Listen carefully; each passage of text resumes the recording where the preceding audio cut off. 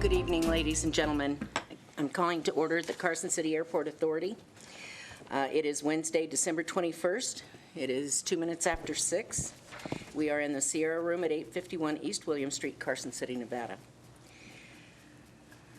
Would you please call the roll, Tamara? Chairperson Law. Here. Vice Chair Stotts. Here. Member Collins. Here. Member Harvey. Member Shirk. Member Torres. Here. Member White. Here. A quorum's present. Would you all join me for the Pledge of Allegiance, please?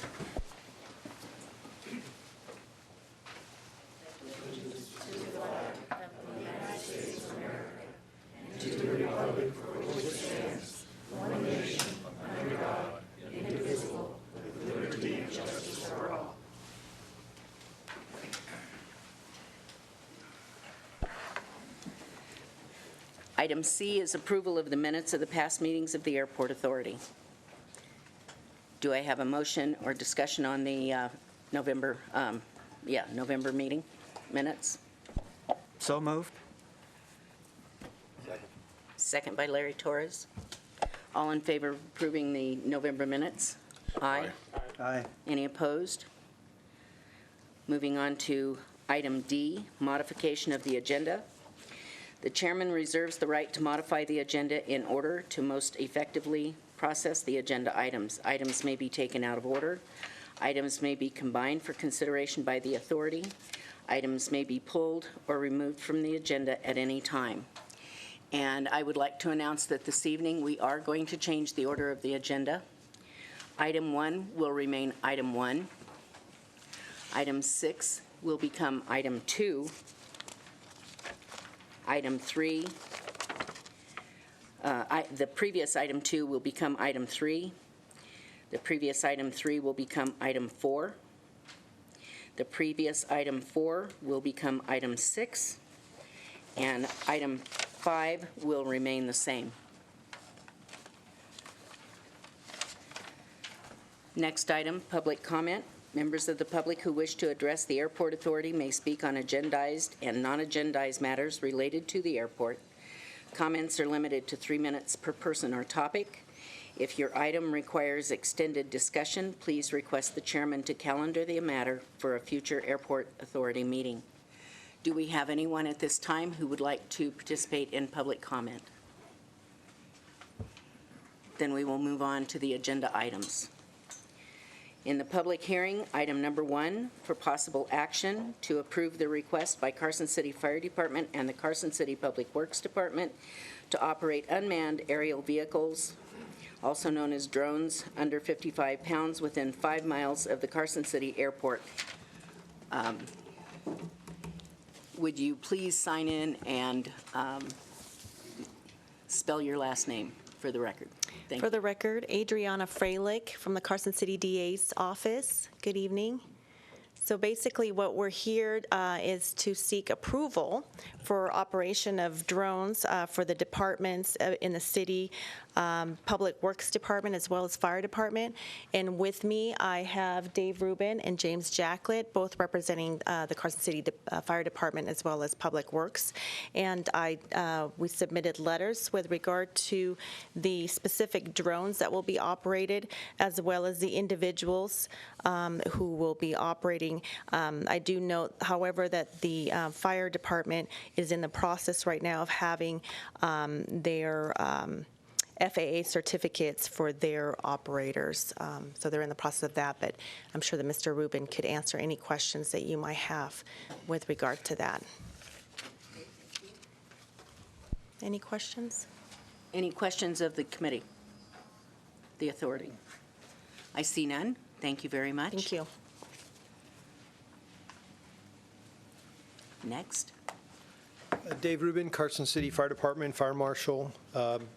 We've worked with the airport manager. Spell your last name, please. R-U-B-E-N. Thank you. Sure. We're using or plan to use the drones for some aerial mapping, surveying of fuels treatments that we do in the area, and also for some fire investigation purposes. And, you know, for now it's kind of a pilot program. We'd like to see if there's possibilities of us using it in technical rescue, river rescue, a lot of different opportunities. And also we have large fires, gives us the ability to see parts of the fire that we wouldn't necessarily see from the command post. So there's a lot of options available to us, and we're trying to explore it, and this is just the start of our program. I'm currently enrolled in training for the Part 107 FAA license, and we just recently, our forester just got his license. So that happened after the DA's office already sent a letter. So we'll update you with the operators later on. But we actually just used it the other day with James's help doing some aerial photography for our training ground. So there's just a lot of uses for it. And I think the more we use it, the more things we'll find it helps us with. So. Any questions of Mr. Rubin? Member Stotts, Vice Chair Stotts, sorry. Yeah, I just have a couple of questions. You didn't mention that you were going to be setting these things up over fires to see what's going on, but I would assume that's one of the reasons that the fire department would want to have drones in the air? Well, we wouldn't use them for wildland fires because of all the other aviation assets, the fixed wing and rotary wing assets that are operating in those environments. But where we might use it on a fire is a structure fire. We had a large fire, I think was it last year in the spring. PCC Structurals was off of Arrowhead, just north of the airport, put up a big plume. I'm sure everybody saw that for quite a while. It was a really large footprint building. There were some hazardous materials involved, so we ended up with 3 aerial ladder trucks from neighboring departments that helped us get up and look at things. But that's a time where we could use a drone to get directly over the building and see, where there's holes in the roof, where there's safety issues, things like that. So we would hope to use it in a large type fire like that, but not in a wildland setting. As luck would have it, I was in the air during that fire you just described. It was kind of a spectacular thing to see, from up above. But I was wondering if there was another fire on the airport or somewhere around the vicinity and you wanted to put the drone up to get a better idea of what you were doing, would you then close the airspace to other airplanes and let them know that there's a drone in the area? Well, the airport authority manager, Tim, and I have talked about it in the past, and basically we would notify them of what's going on. We'd notify Tim before the drone would go up, and if there was a NOTAM that needed to be issued, we would work with Tim, and Tim, obviously, the authority, and Tim would determine that. It's not really our expertise to determine if a NOTAM's needed or not. Okay, just one more question. Where do you plan to practice? I hope it's not right next to the airport. No. No. No, I mean, we don't plan on operating next to the airport itself, if at all possible. We did a little bit of practice down in the old Boys and Girls Club Park area next to our headquarters station. That's a pretty good area. And then down at the athletic center at the end, south end of town, there's some really big ball fields and things away from everything. So that's a pretty good place for us to practice as well. And we actually, and maybe James can talk a little bit more about it. I know Rod Rummel, the other person in the fire department that's involved in the program, had some discussions with James about maybe us and Public Works getting together maybe monthly, every other month, to try to do some joint training missions and work on those things together. So. Member Collins. So I just wanted to clarify. It sounds like you're not planning on having the primary training or anything else go or happen within the 5 miles of the airport, but you want to be able to operate when need be within the 5 miles of the airport. Well, as you guys well know, better than most, 5 miles of the airport is most of town. So that's why we're here. Member Torres. When you have a drone in the air, do you communicate, and how do you communicate? Do we communicate with Other pilots? So these are small quadcopters. Yep. Right? You have seen them. It's about this big. So there's no requirement, and we currently don't communicate with with any fixed-wing pilots that might be in the air. There's no way for us to do that. And currently, we fly per the FAA regulations under 400 feet anyway, so we're not into that. Always under 400 feet? Always under 400 feet? Correct. There are some waivers the FAA allows for government agencies, and we're pursuing those. Honestly, I don't see, at this point in time, and maybe James can chime in when he's up here, I don't see at this point in time really a reason for us to fly over 400 feet AGL anyways. Okay. Thank you. We're very aware of the issues with other aviation assets. I mean, we're very cognizant of that. Working in the wildland fire environment with the fixed and rotary wing aircraft and the issues that we have with private pilots, news pilots, with helicopters, all those things. So, I mean, all that stuff impacts our emergency operations already. We don't want to be part of that problem, so we're very aware of that and don't want to be part of the problem. Any other questions for members or staff? Thank you, Mr. Rubin. Thank you. If you could go ahead and sign in, say your name and spell your last name, please. James Jacklett, it's Jacklett, and I'm Carson City Public Works. I'm operations manager for the control systems and also our lead pilot for our program.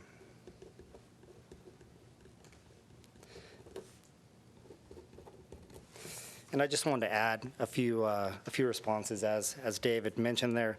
Our operation is in compliance with Part 107. Per that, we're looking to be welcomed in the community.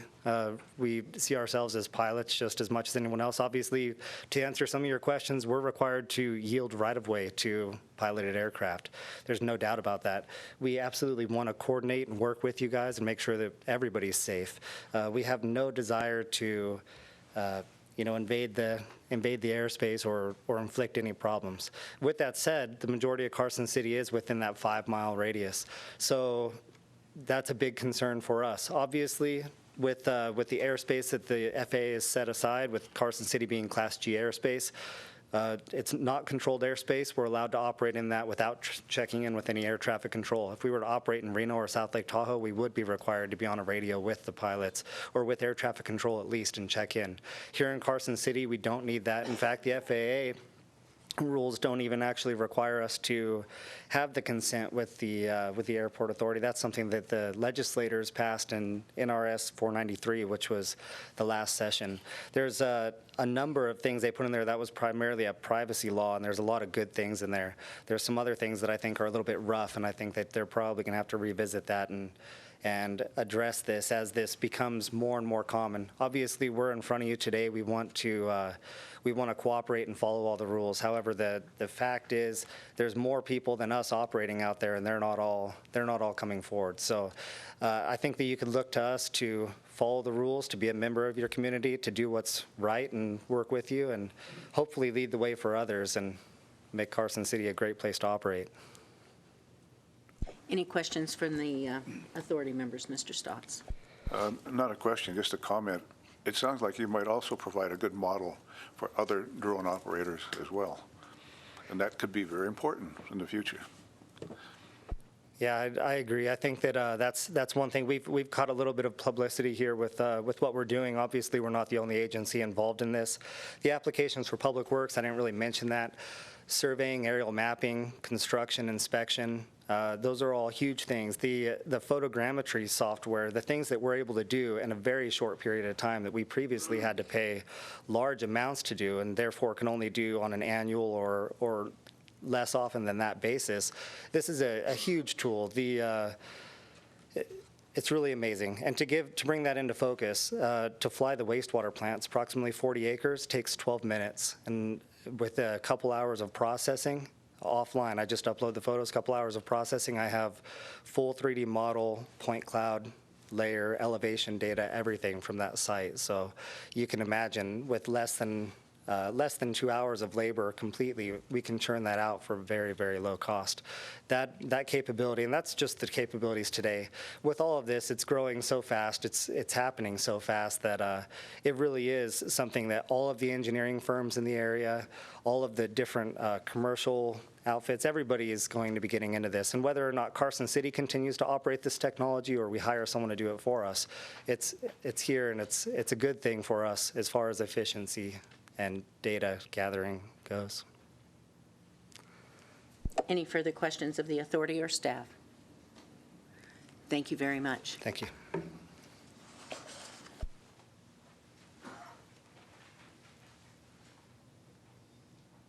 Is there any public comment on this item? I would be prepared for a motion. Oh, excuse me. Go right ahead. David Correo, C-O-R-R-A-O. And I don't have any problem with the drones and/or operating at 400 feet or less, excepting for the approach and departure end of the runways. And I'd like to know how that's going to be addressed. I can comment on that, Madam Chair. Go ahead.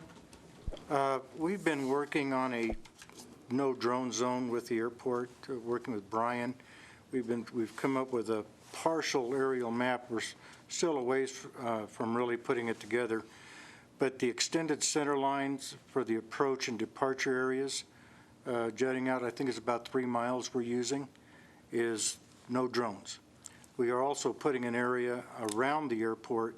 We're still tweaking that. I'm actually changing colors from red to an orange, that we require authority or airport notification for those approved. We're a long way from doing it. We might have it ready for the next meeting, but we're going to be able to access this map by clicking on the drone picture on our website. So this is something we've been toying with for a while, and now we're coming together with it. So it'll take place, and I will be briefing the authority as time gets closer and we have some particulars that we want to present. Also, for Dave and Mr. Jacklett, I thought it might be a good idea if we could all get together and just have a briefing of airport operations and just kind of let us know what you guys are doing, when you're going to do it, if a NOTAM is required, that sort of thing. And I think that would be a good place to be. We can't draw everyone in, we're sure. We can't stop the 10-year-old from going to Radio Shack and flying up with the big guys. So, but we can do something for the commercial operators. Any other public comment? Again, if you'll come in, sign in, say your name and spell it for the record. Okay, my name is Paul Hamilton.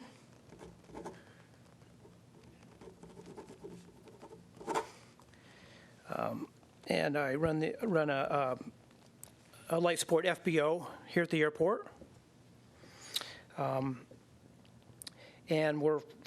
our flight school is flying here quite frequently. And really, I've got two things. Number one, really, is that we all want to be safe with the drones. I'm a drone advocate. I've got my drone license. I'm a designated FAA drone DPE. I've got an N-number drone.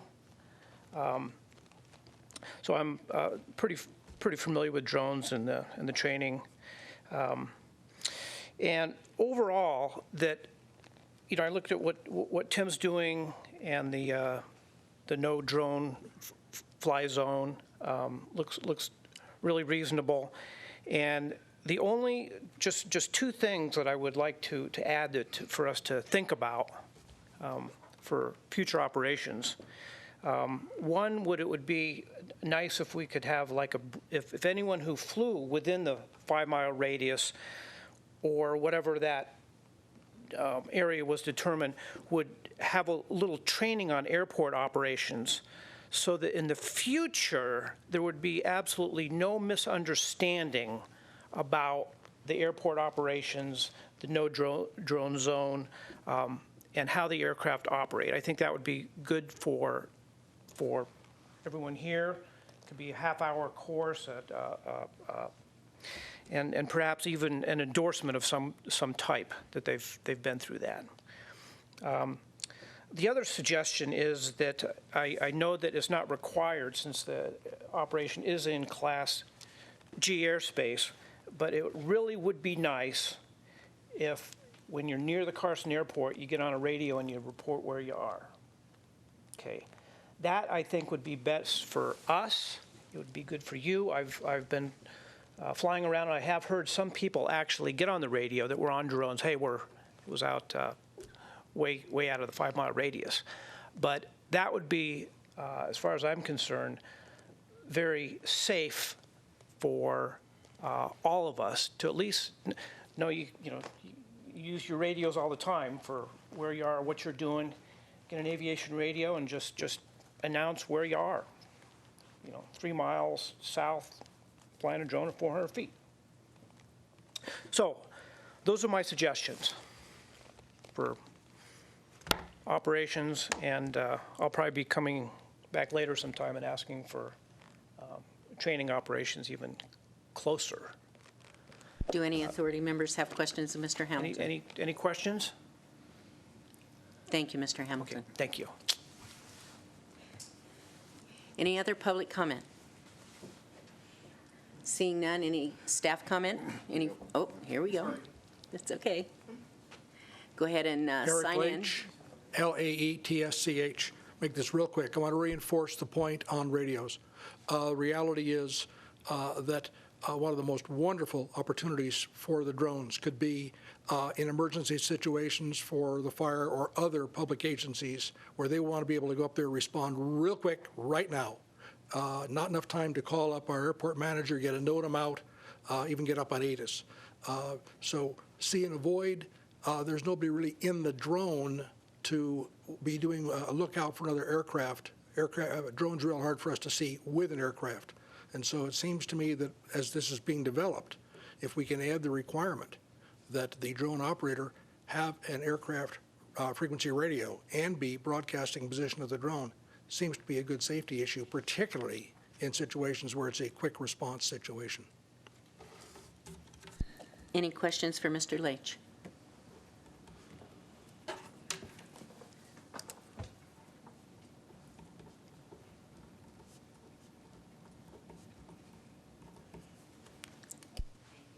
Thank you. Any other comment from the members? Go ahead, Mr. Collins. I just kind of want to go off of what he said, and I'm not opposed to that idea. Making the radius 5 miles seems a little ridiculous considering the current 400-foot limit. But the idea of maybe if they're within a mile, I mean, there's a fire department literally right next to the airport. So if there are any operations or emergency operations within the area, having radio communication and looking at an advisory circular for Part 107, it seems like it's possible for them to legally be able to use a radio to do that would be a really good idea if they're going to be, within the mile, because as Tim Rowe can attest, that's kind of a crucial space where we're going below 400 feet AGL, and it can get kind of scary. Thank you. That being said, are we ready for a motion on this item? Members' thoughts?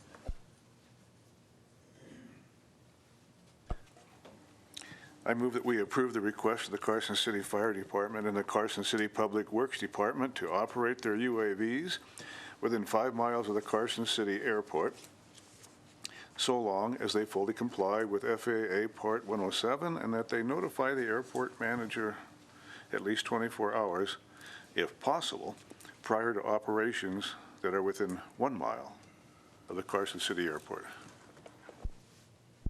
Second. I have a motion and a second. Any comments on or further discussion?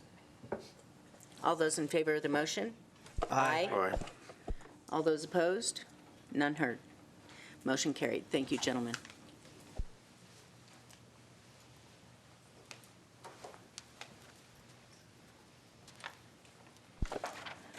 Moving on to the regularly agendized item number 6. For possible action, approval of a through-the-fence permit for Mustang Manufacturing Incorporated, TSM Enterprises LLC, located at 2401 Lockheed Way, Carson City, with existing aircraft access adjacent to a taxiway C. Council Takis, would you comment on this, please? Yeah, Steve Takis, Airport Council. When we had the land use audit with the FAA, they asked for copies of all the through-the-fence permits. We could not locate one for Mustang Manufacturing. We knew they had it. They have had it probably before we kept good records of the through-the-fence permits. And so your action today is to approve a document that simply replaces the one that they had before. That's what the issue is. And so our staff's recommendation is that you approve the replacement through the fence permit for Mustang Manufacturing and its affiliate TSM Enterprises, which actually owns the land. Thank you, Mr. Takis. Is there any public comment on this item? Not seeing any. Is there any discussion of the authority members? Seeing none, are we ready for a motion? Mr. Torres.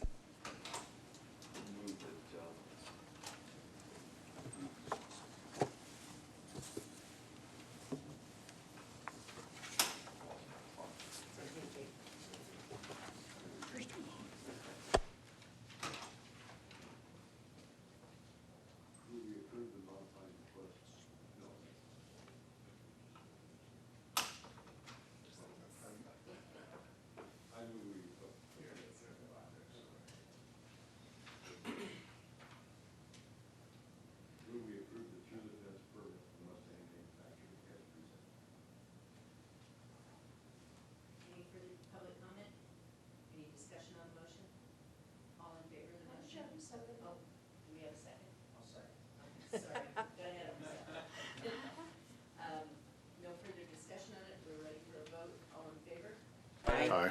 All opposed? None heard. Motion passes.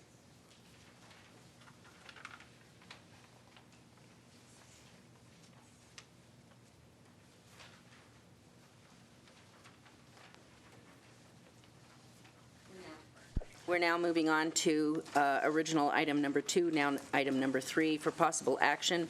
Briefing and comments regarding the proposed RV park resort on the western insurance property west of Carson City Airport. Determination by authority of whether to support the appeal. Staff summary here. Mr. Ware, are you Mr. Ware? Yes, ma'am. Okay, if you could go ahead and sign in and spell your last name for the record. W-A-R-E.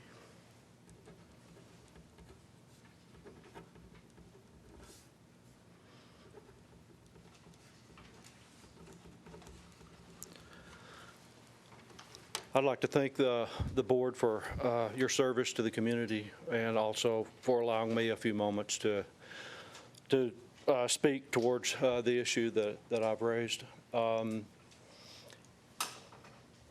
you go ahead and say your full name, Mr. Ware? Oh, Philip Brent Ware. I apologize.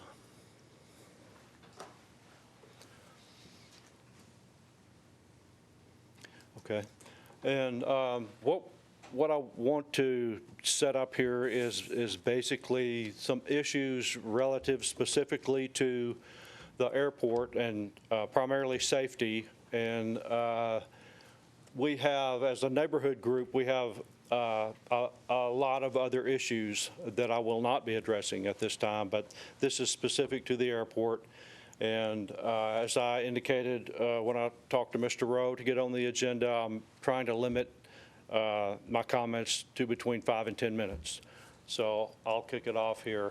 I think we've got as one of the issues is compatible land use. And in order to move quickly through the slides and meet my time goal, I'm just going to talk about some key words that I've highlighted in red. One is activity restrictions. basically fundamental use or reason for having compatible uses, and the activity restriction certainly would go towards the protecting the public health, safety, and welfare for people in the proximity of the airport. This is an aerial photo of basically the west end of the runway and what I call an airport protection zone. I didn't create the map. We'll get to a slide subsequently that has some documentation as to where one might go to produce that map on their computer. Go ahead. This is outlined in red is the location of the proposed RV park. And as you can see, it's in a zone. Again, a subsequent slide will demonstrate and describe a zone that it is located in. It's roughly a half a mile west of the end of the runway. So land use controls in the United States, the only real purpose for this slide is just to say, you know, we look to zoning to protect health, safety, and welfare, and I think that's the primary reason for zoning or the police power for cities, counties, municipalities, et cetera. Go ahead. From the perspective of the aviator and airport safety, accidents do happen. We've got Scully's Airbus there on the left, and then some unfortunate Virginia resident who had a mishap. So maintaining airport compatibility, I think, is the focus of my presentation. And let's get to subsequent slides. Again, planning. What's the purpose of it? We've got Dwight David Eisenhower and a Norwegian explorer. My favorite is John Wooden, failure to prepare is preparing to fail. He was the great UCLA basketball coach. So planning is important, and again, we rely on it as citizens for protection. It's the job of government to protect citizens. Next. The only purpose for this slide is to show that there should be some back and forth between city planning, planning commissions, and airport authorities. I'm not going to read each block, but again, it demonstrates the back and forth nature of airport planning and its impact on city goals and city planning. Go ahead.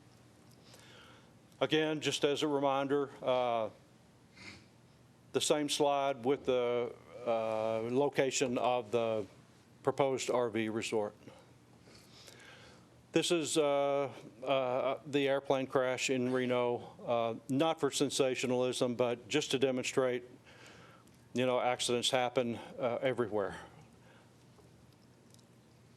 This is the crash in the RV park close to Galletti Way and the river that occurred within the last couple of months near the Reno airport.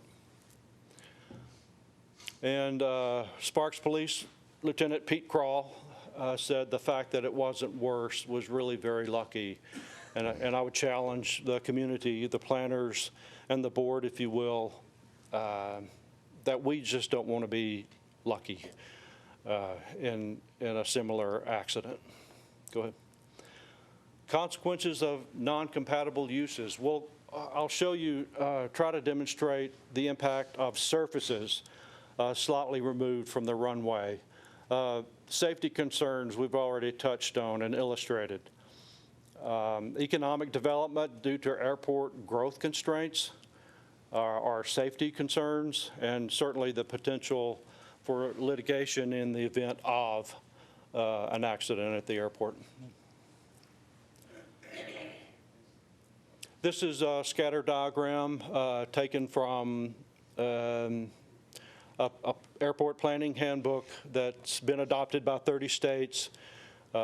Departure accidents, everybody knows this. It's not new information, especially if you're in the field of aviation. This is And I don't know, I didn't read the metadata to see if this was since Kitty Hawk or since, Y2K or exactly what the time period was, but departure accidents and arrival accidents are demonstrate a similar pattern. Go ahead. Concentrations of people near airports. I think it's interesting to note this is kind of a runway protection zone that's, I don't know, I'm not an aviator and I don't know the laws. I'm sure people can be relied upon to provide consistent detail, but basically we're showing here with this slide that you don't want concentrations of people so near an airport, and I think that's enough said about this particular slide. The diagram on the right, however, we'll look at in a subsequent slide, and it'll begin to make more sense. This is the site plan, or preliminary site plan, as to how the RV park is going to be laid out on the property. There are building improvements and drive-through RV parking spaces as well as back end. And it's so, well, for your admonition, I guess, the access will be off of Old Hot Springs from the south. And you see the entryway into the proposed RV park. Go ahead. Again, the same slide, not for overkill, but just to keep in mind, where is this thing located? Go ahead. These are basically my calculations. I used the yellow numbers are Google Earth for elevation. I used interviews with 2 pilots for the blue lettering there, and then the green is basically the height or altitude of the airplane above the deck. I've got distances in there, basically a half a mile from the end of the runway to the east side of the proposed RV park, a quarter-mile width across the RV park.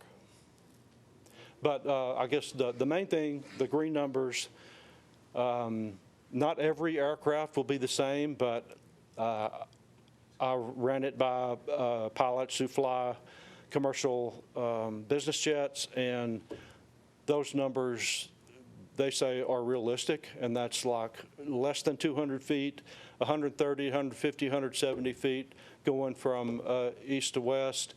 And if you count the elevated portion of the park on the east side, there's just over 100 feet using those numbers. Go ahead. Again, the layout of the RV park. The reason for the action item request, keep in mind, I'm not going to read this, but compatible land use, compatibility, and compatible with normal airport operations. Please keep those in mind as you consider what your position might be relative to accepting an RV park so close to the runway.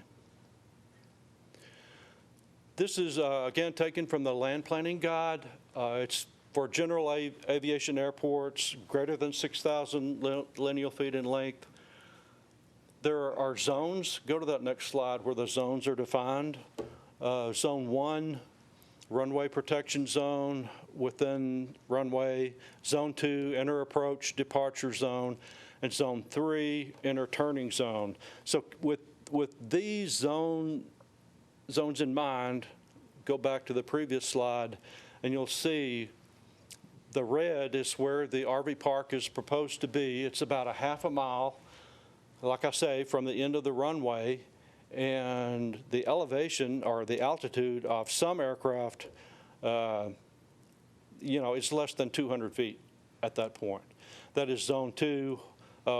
We'll cover some of the risk issues and recommended planning information in subsequent slides. Go ahead. Next. This clearly shows without the red rectangle that this, where that red rectangle was is number 2. Go ahead. Another thing I wanted to point out is protection services, or surfaces, sorry, for the airport. If that was a football field and the inside lane is lane number 1, then that's about 200 feet between lane 1 and lane 2, and that's where some of the aircraft would be flying over the RV park. So that's, again, for protective surfaces, you don't necessarily want obstacles just outside of the runway, within a half a mile of the runway. My main point. Next. Again, I'm going to step over where I can read this. Is that okay? The nature of the risk. Tim, would you turn your mic on? Just see if you can speak. Okay. This is nature of the risk for Zone 1, which is basically the clear zone for the airport. I just want to point out a very high risk, and that they normally do not allow anything in that zone, of course. And then at the bottom, maximum residential density 0. Go to the next slide, please. And this is for Zone 2, where the RV park would be. At the bottom, this is very crucial. From the planning handbook that's been adopted by 30 states, is look under suburban on the far left, the bottom box, maximum residential density, 1 space per 10 to 20 acres.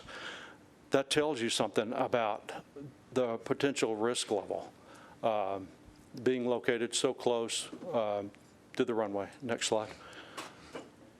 And then just for comparative purposes, Zone 3, which fans out between Zones 1 and 2, even at that, and this would entail basically the southern end of the park.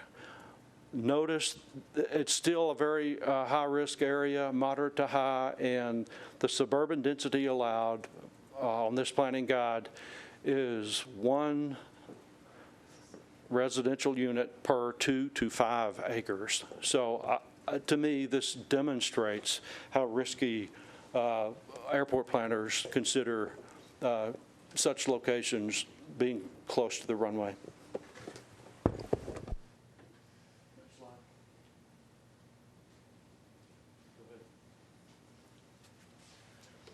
So it's insufficient. I just encourage anybody who would be opposed from the aviator perspective, from the airport perspective, from having a responsibility to protect the public.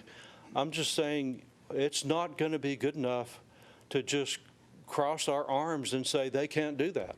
If you have a passion about it, like the neighborhood does, I would like to see, go ahead and go to the next slide, some contact made with officials by the public, with planning officials, or the commission, or ultimately with ward supervisors. Go ahead. So I'd like to encourage anyone that has an opposition to this project to have a frank discussion with the people I just mentioned. There's going to be a meeting with the ward supervisors and the neighborhood. Myself and the neighborhood will be on the agenda on February 2nd, and I encourage you to be there if you have any comments to make whatsoever. Thank you for your time. Are there any questions from the members of the authority?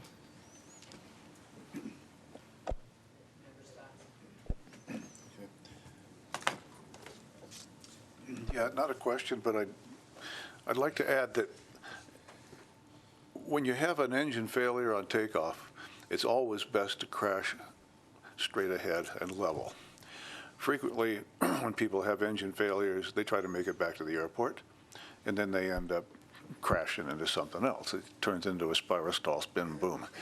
So if they have a nice place, you can call it more crash-worthy, and that's what keeping this place open would be, it's a pretty good idea, especially if we get more and more high-performance aircraft in here. Yes, sir. You know, they could conceivably, well, it gets kind of complicated about this number called V1 when they make a decision to go or not to go and things like this. But they don't have much time to think about things at that point. And if they have a nice, nice flat dirt area out ahead of them, it will encourage them to crash there. The second aspect is the noise. Now, the noise of airplanes in general, it's always been bad for developments to encroach upon airports, because the next thing that happens is people start complaining about noise, even though they know there's an airport there when they moved into it. Correct. And some airports have been closed down because of that. I'd hate to see that happen here. Now, the fact that it's a trailer park or an RV park, I don't know if that mitigates the possibility of people complaining about the noise. From what I understand, they're looking at 6-month stays in here, and then they kick them out for how long, I don't know. But if you're there, you don't have to be there for 6 months to realize that there's jets overhead or whatever and making noise and basically ruining your stay. So, Yes, sir. Anyway, to summarize, one, it's nice to have a safe place to crash, and number two, it's nice to avoid noise complaints. Thank you, sir. Member White. Yes, Mr. Ware, Yes, sir. what's your bottom line objective here? What are you trying to accomplish? Trying to make the public and the board aware that there should be some discussion between the board or between the airport authority and city planning, and have a realistic risk assessment as to what whether the park is 215 space park is 50% occupied, 25% occupied, or 100% occupied. There are severe consequences for someone having to try and take down an aircraft in the vicinity. What kind of a development would you be okay with on that property? That's a good question. I think preferably and historically this has been the case. We've had former airport managers. I've got a letter right over here that documents the fact that he didn't think that there should be anything on the property. So ideally, nothing on the property. If you have to give and take, negotiate, or I don't know all of the ramifications of the laws, but I'm under the impression that the planners are just looking at tourist commercial, how the property is zoned, and seeing that RV parks are allowed, so there's nothing we can do about it. And this is not a good situation for, and to answer your question, I think, in my view, personal opinion, nobody else's, some kind of day use, maybe recreation or something like that might work. But as you saw on one of the slides, even that was not highly thought of by that planning, state planning, manual. How long have you lived at your property? About 11 years. And I'm sorry, 15. Sorry. have you ever filed a low-flying aircraft complaint? I have not. Have you ever filed an airplane noise complaint? I have not. Are you worried about an airplane hitting your house? Yes, sir. Okay. So you lived there all of this time. Did you oppose the Silver State High School proposed plan at the corner of Gonai and Hot Springs? I did not know about it, and so I didn't oppose it. Okay. Do you see a difference between killing a few people or killing a lot of people? Is that a rhetorical question? What's that? Is that a rhetorical question? No, sir. Do I see a difference between killing a few people or a lot of people? Yeah. Yeah, I do. What would that difference be? A number of people dead. Okay. I don't get your point. I don't know where you're going with that. That's all right. Thank you. Any other questions for Mr. Ware? From staff? Thank you, Mr. Ware, for your presentation. Any public comment on this item? Would you please sign in, state your name, and spell your last name for the Okay. record? I'm Mary Fisher. We own Cottonwood Mobile Home Park, right on Arrowhead Drive. And Mr. White, we have lived there over 50 years, and I have filed complaints with the airport over the years to make certain, especially if anyone comes down close to our trees as a runway, because we're probably the biggest obstacle in the valley out there. And my purpose here isn't so much to oppose the RV park or anything like that, because in the past I have been under the impression that the airport authority, by, I don't know, over the years, has opposed any permanent development at the end of the airport, such as houses, housing development, or anything like that. And it has not been mentioned in all the discussion I've read in the paper, and I didn't even know it was coming before the Planning Commission, or I would have been there, is that an RV park is a place where no one stays over 3 months. If you have even 1 or 2 RVs that go over 31 days, you do not have a RV park. You have a manufactured housing park. It is a mobile home park, a manufactured housing park, whatever you want to call it. And you can call it an RV park all you want, but it still comes under the state statutes of 118B. And so this extended use, if they go for an extended use on the place, and it is granted, they will be granting a mobile home park license. And how the city will handle that as far as zoning or anything else goes, I have no idea. But I know the State Department of Manufactured Housing will be policing it, and they will have to adhere by all of the statutes of 118B, which are quite substantial. I mean, we live under them, and they're probably more restrictive almost than casino gambling or anything like that. How you can get rid of anyone, how you can do this, how you can do that, your continuing education and everything like that.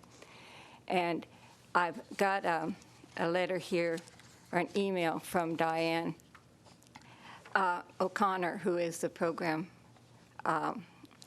deputy at Manufactured Housing, explaining just why the difference is. If you read the law only on the definition of an RV park, it doesn't, you think, okay, I can do this and I can have them there for any period of time.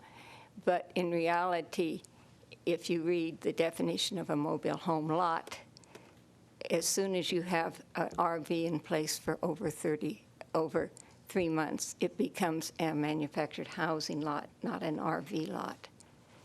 And so if this were approved, you would be approving, in retrospect, a housing development that's going to be permanent in all respects, really. Because if you visit any of the RV parks in town, you know that people are living there full-time and they're not moving out every 30 days. So this was just for information, because I thought that this should start becoming up and being part of what the people are thinking and considering in their opposition or their support of the park. I have no particular opinion other than, because it probably will not affect us to any greater deal. I would only worry about it, and Tim has said that this would not happen, if the runway was changed so that you can't have any more airplanes coming over us and people that don't know that they're not supposed to come over us. And so I can give you the statement here, and just for your own information. You can give it to the secretary if you'd like. Thank you. Are there any questions of Mrs. Fisher from the members? Thank you, Mrs. Fisher. Is there any other public comment on this item? If you'll sign in, say your name and spell your last name, please, for the record. Hello, my name is Tammy Lubich, Lubich. I live at 1001 Mark Way, which is within 2 houses from where this proposed RV park is supposed to be. And I'm part of the committee with Phil Ware. My husband would be here, but he is ill and hasn't been able to attend. I am opposed to the high density of the RV park. It is my understanding that the airport authority can say what the density can be at the end of a runway. I could be wrong, but there's a possibility. I don't know. Low density would be fine. I'm all for single family, 1 acre. I've lived there 32 years. I knew the airport was there. So I tolerate, we don't complain. We haven't complained about the noise, the airplanes. The only thing I do is when I'm out in the summer and a couple of those really heavy planes that's going, go up, go up, go up. You know, when I can count the numbers, it's go up, please, you know. But low density, really there should be nothing in that area, in my opinion. Not because I want open space, but because of the airport. If you are going to expand, if you're going to add more planes and you're going to do all of that, you're going to have a lot more options. Not that I'm saying that there'll be crashes, but the average goes up. More planes, more average. Low density would be a lot better than 215 RVs staying 180 days with 100-gallon propane tanks sitting there. And that's what they have around this town. I've driven around, I've looked at them, I've seen them. Big old tanks, propane. Airplane's going to hit that. Not that I want it to happen, but there's going to be casualties. Your answer to your question, if it's few or death or many lives, no life should be put in harm's way because an airport is there and someone just wants to make money off of a high-density mobile home park. That's my opinion. So if it could be low density, you know, it's tourist commercial. They already said they could have 180 at the Planning Commission, which we were opposing. They already gave them 60,000 gallons of water because we should have opposed that, but we didn't really grasp what was happening at the time. We were given only 2 weeks to oppose it, so we were pretty much shot out of the water. So we're hoping that the airport authority will also go with us and support the low density for this project, not high density. Thank you. Any questions for Ms. Lubich? Thank you very much for your presentation. Thank you. Is there anyone else in the public who would like to comment on this item? Is there? Go ahead.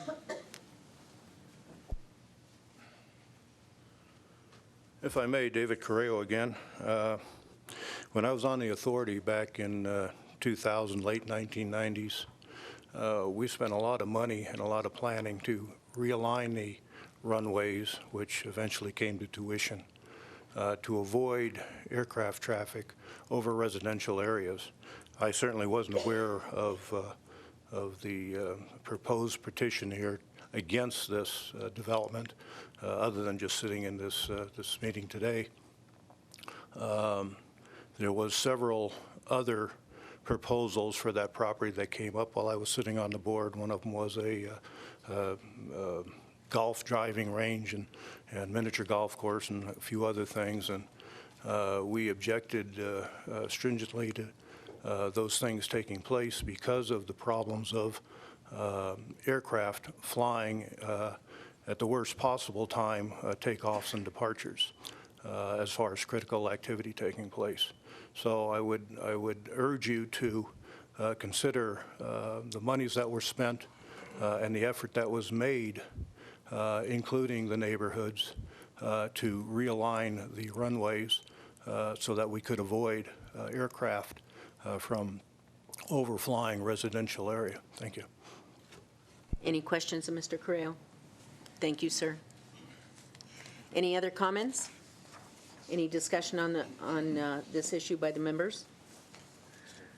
Oh.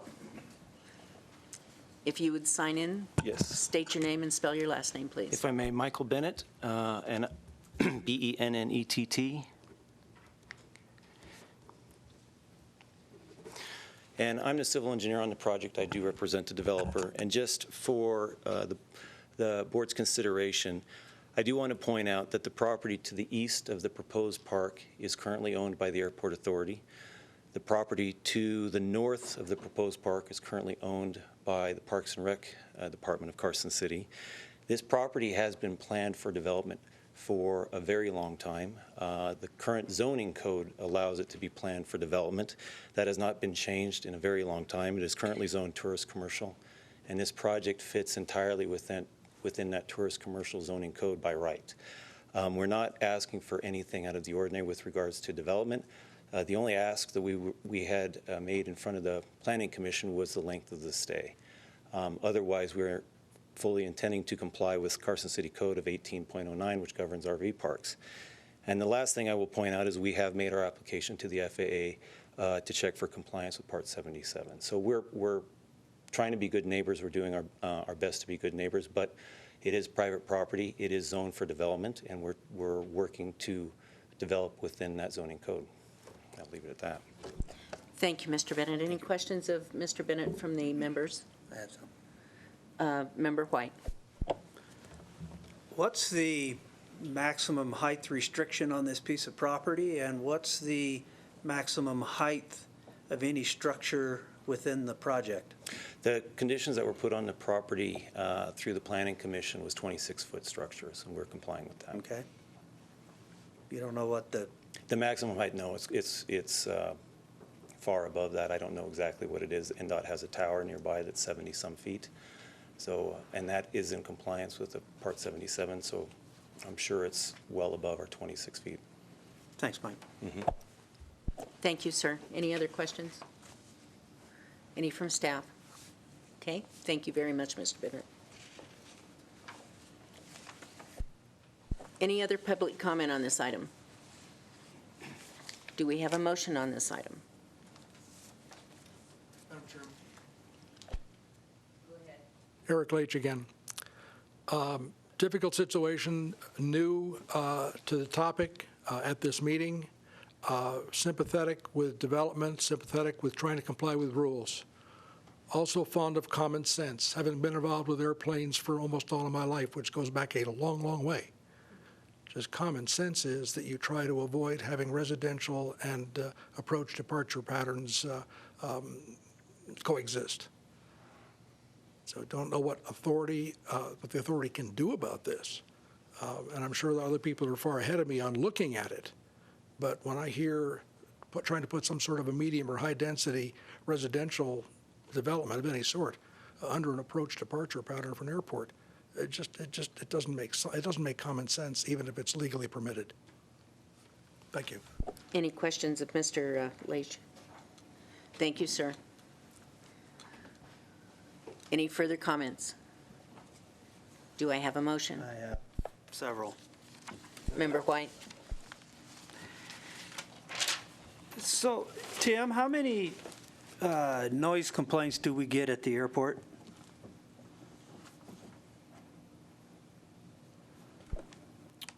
In a given year, I would say we probably get around 50.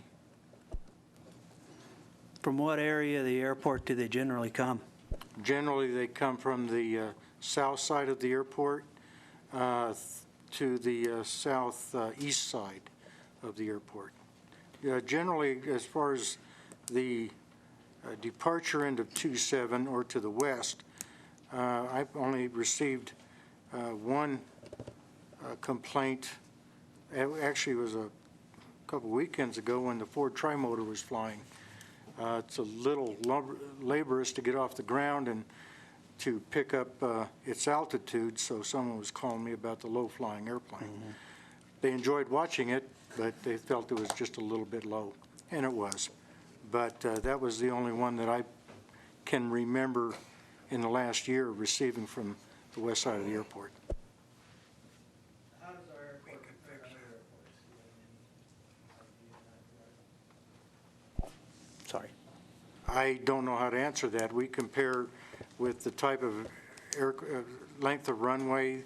The one thing that we have that many airports don't is some glorious terrain that we get to watch, but not very much fun to fly into. How do you record and track any complaints that come to the airport as far as noise and height complaints? We don't. I try to alleviate the situation, try to be a good neighbor. When I do get a complaint of a low-flying aircraft or somebody acting out of what the complainer may think is unusual, we'll talk to the person if I see them. And actually, we've alleviated a lot of problems by just simply talking to the pilots. Do we own all FAA-required properties for our safety zone? Yeah, we do. So there's several pilots in the audience and up here, and if anybody would like to chime in on this. Generally speaking, how far does it take from the end of the runway for you to be at a safe altitude and not bother anybody on the ground? Mid downfield. I mean, on a hot day, we're flying 172s and Piper Cherokee Warrior 2s, and we're barely getting off the ground. So as far as you can talk about bothering people and getting high enough in the summer, it's very difficult. We're probably hitting pattern, which we're supposed to be at higher, when we're almost ready to start descending again. We're talking in the summer. So I don't know if that answers your question, but 1,000 feet, 2,000 feet? Are you talking about? No, not.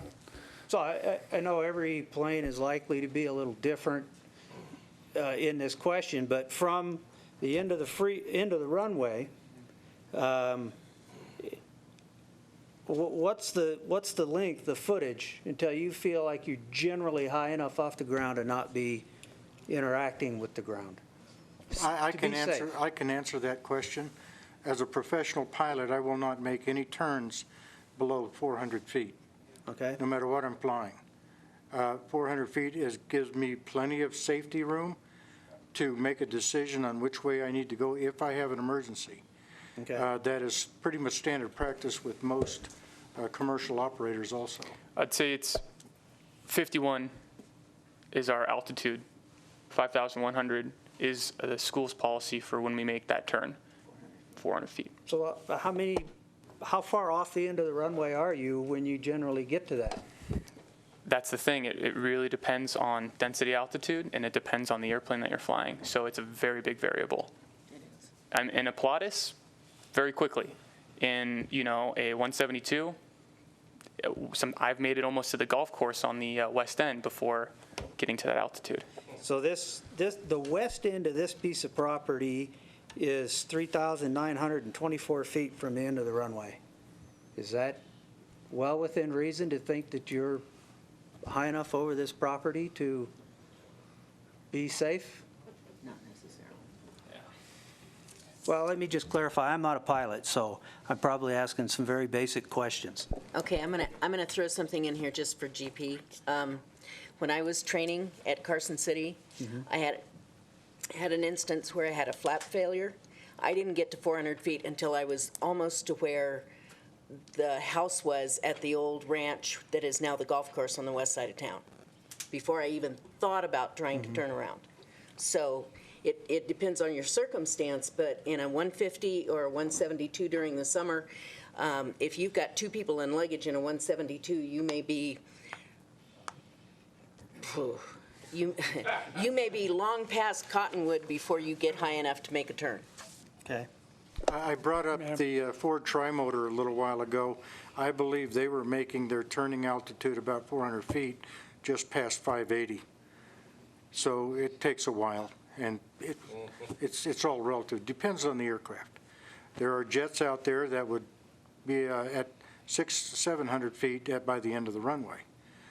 But there are some aircraft that take a little bit more distance to get there because of their rate of climb. So, and speed and ground speed and so on and so forth. Yes, sir. I'd like to answer. Sign in, state your name, and spell your last name, please. This is Michael Greedy. The last name is spelled Greedy. I want to answer Mr. White's question. I fly a B model Bonanza. My target rate of climb is 500 feet a minute. My experience is turns don't occur until we get to the freeway or even beyond it. Before we had the freeway and before we had the airport authority, I think our target was to turn at Kmart. Mm-hmm. Thank you. Thank you, Mr. Greedy. So when I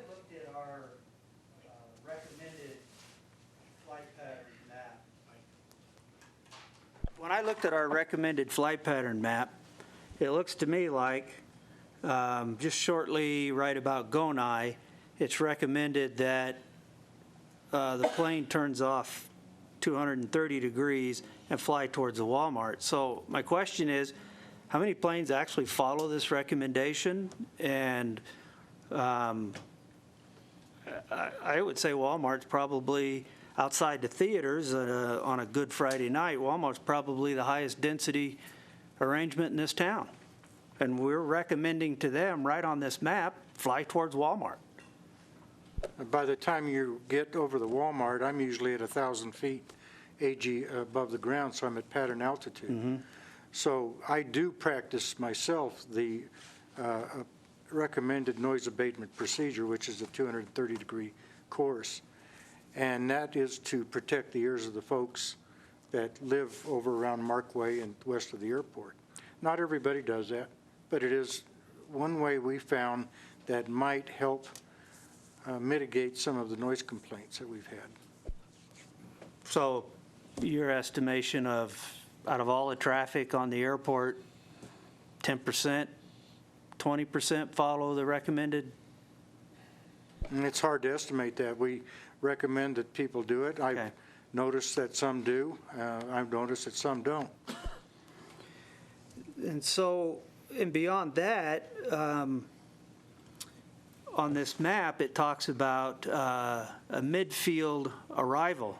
The recommendation there puts the airplanes directly over the Comstock Mobile Home Park, directly over the Regency Apartments. Again, some of the highest density in town.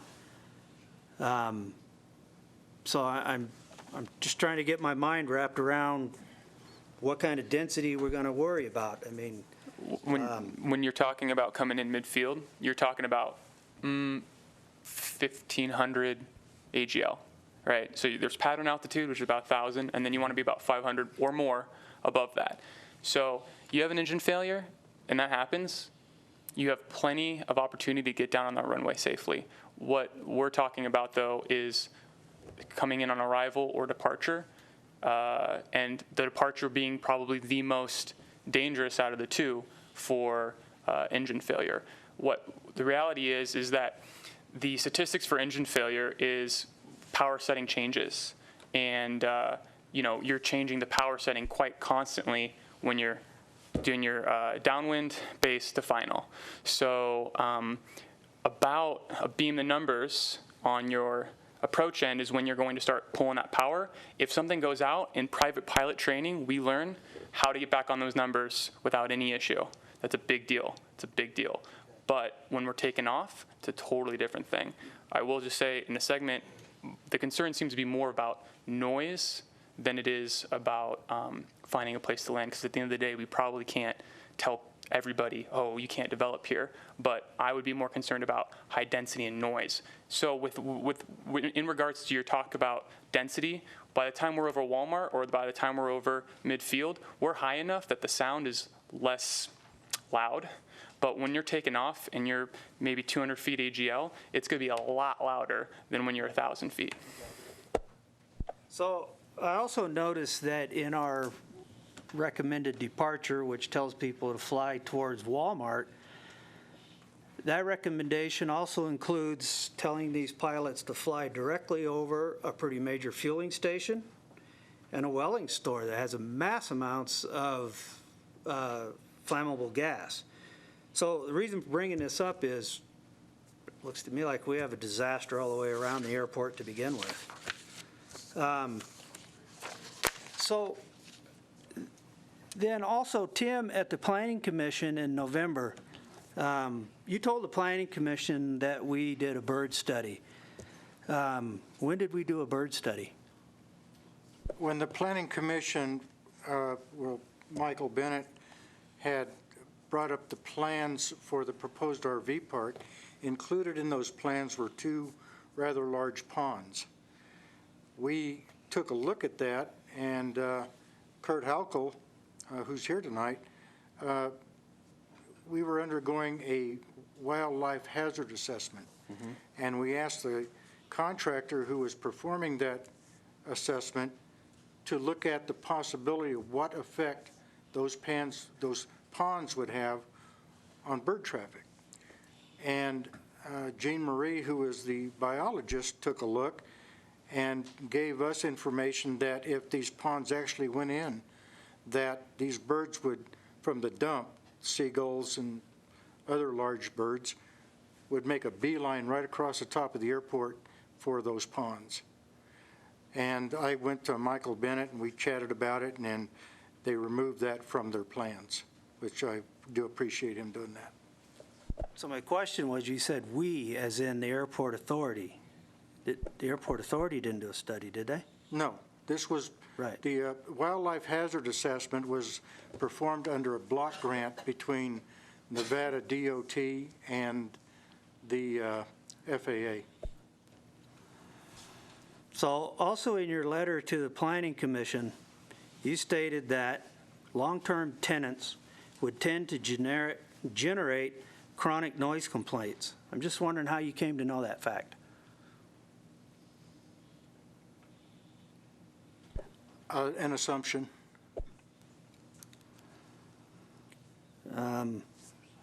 You also said in your letter to the Planning Commission, and you stated verbally, that we, the airport authority, oppose any tenancies over 30 days. When did the authority make that policy? I don't remember doing that. Let me answer that. Yes, this item was brought before the airport authority. It was shortly after the airport manager and I went to a meeting at the city, in which we were invited to participate in the early, some kind of early planning meeting they have where all the city departments show up. We brought the matter back to the airport authority, and the airport authority put it on an agenda, and the airport authority voted to oppose the project. At the time we put it on the agenda, we invited the developer and the developer's representative to appear. They called us a day or two before the meeting and told us that they wanted us to take it off the agenda, which really wasn't their call to make, but that they didn't think the project would go forward. And we went ahead, had the agenda item. A number of the board members expressed all the problems they saw with having such a high density development off the end of the runway, and they voted to oppose it. We communicated that back to the Planning Commission. Now, the Planning Commission had a hearing. I don't remember what day it was. I was not there. But both the chairman and the airport manager appeared at that Planning Commission hearing to voice the concerns that were mentioned by the airport authority when they took action to oppose it. The Planning Commission approved the special use permit anyway and approved the increased use of water. What Mr. Bennett says is generally true. The zoning in that area allows for building an RV park, and certainly a real property owner is entitled to develop their property, although this is a little bit different because the property owner at the time was a company, which I believe is a defunct insurance company, and the developer is somebody who is apparently buying the property in order to invest some money and, of course, realize a profit. But the zoning was there for it. But without a special use permit, he would have been limited to 28 days or less for the occupancy. The city would have gotten room tax on the occupancy, and he would have been limited to 15,000 gallons per year. Instead, the Planning Commission granted the special use permit to allow the up to 180 days, and they granted the increase in water consumption. Truly, if they had said no to both of those requests, he would have still been able to build an RV park. I suspect it would have been a much smaller one. It wouldn't have the extreme high density that we're seeing in this proposal. And so that's really how it played out. I was not at that meeting. I did watch the video, though, and got the impression that Planning Commission members thought that because nobody enforces the 28-day stay requirement, that it really doesn't matter whether it's 28 days or 180 days. It's a little bit disturbing to watch. That shouldn't be the reason why you do something. But I mean, that was the nature of the discussion. And then there was virtually no discussion on the water, although I would say the way that that meeting was noticed, those two items were combined in one public notice, and some of the tenants, the nearby residents, did object to the water consumption.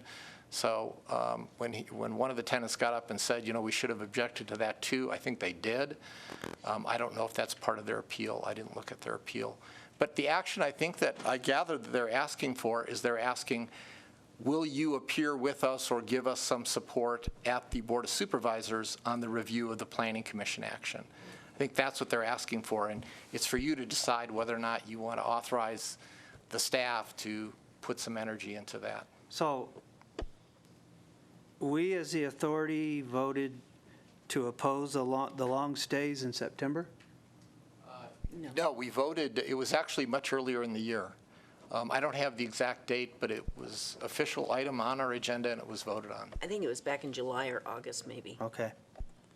Actually, I think it was sooner because I think Don Peterson was still on the authority at the time, and I think he left in May. So, yeah, it would have been in the April timeframe. Actually, it was April. As a matter of fact, it was our meeting in April. Okay. Also, at the Planning Commission meeting, Steve stated that we would require the developer to have an FAA Part 77 airspace study. Do we have any obligation or authority to require an FAA study? Yes. Well, okay, it's the nomenclature is a little bit wrong here. What the developer is required to do is file a 7460 form with the FAA, and that's any construction of any height that's anywhere near an airport. And the FAA makes a determination as to whether it's an obstruction to aviation. I tend to agree with Mr. Bennett's take on that, that 26 feet is not going to come close to a finding of an obstruction. This is on the other side of a hill. The hill is a slightly lower altitude. I'm not seeing that as a problem, but no, they're not having to do a study. They simply file this 7460 form.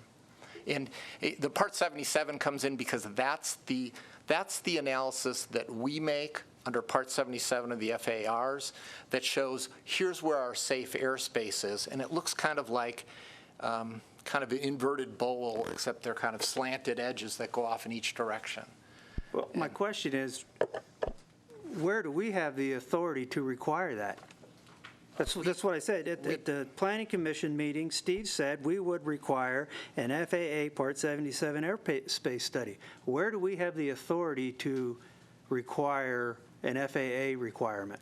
Okay, first of all, I don't know who the Steve is you're referring to. I was not at the Planning Commission. Tim. I'm sorry. Tim. Tim. Sorry. Yeah, well, I think what he was referring to is we try and remind people there is this federal requirement that you do the 7460 because it's also an assurance to us. If there's an obstruction to aviation, we want to know about too. If somebody came to us and said, hey, I want to put up a 200-foot cell tower right next to the airport or right off the end of the runway, that would be a big problem for us. And the FAA, you file the 7460, the FAA would say, oh, no, I'm sorry, that's an obstruction to aviation. You can't do that. And so I think that, and I'm not really speaking for Tim here, but I think that what he was just doing is saying, hey, guys, you also have this requirement because you could possibly be having an obstruction to aviation. And that's true. But we certainly could not require that. It's an FAA requirement. Right, it's required by federal law. It's not our requirement.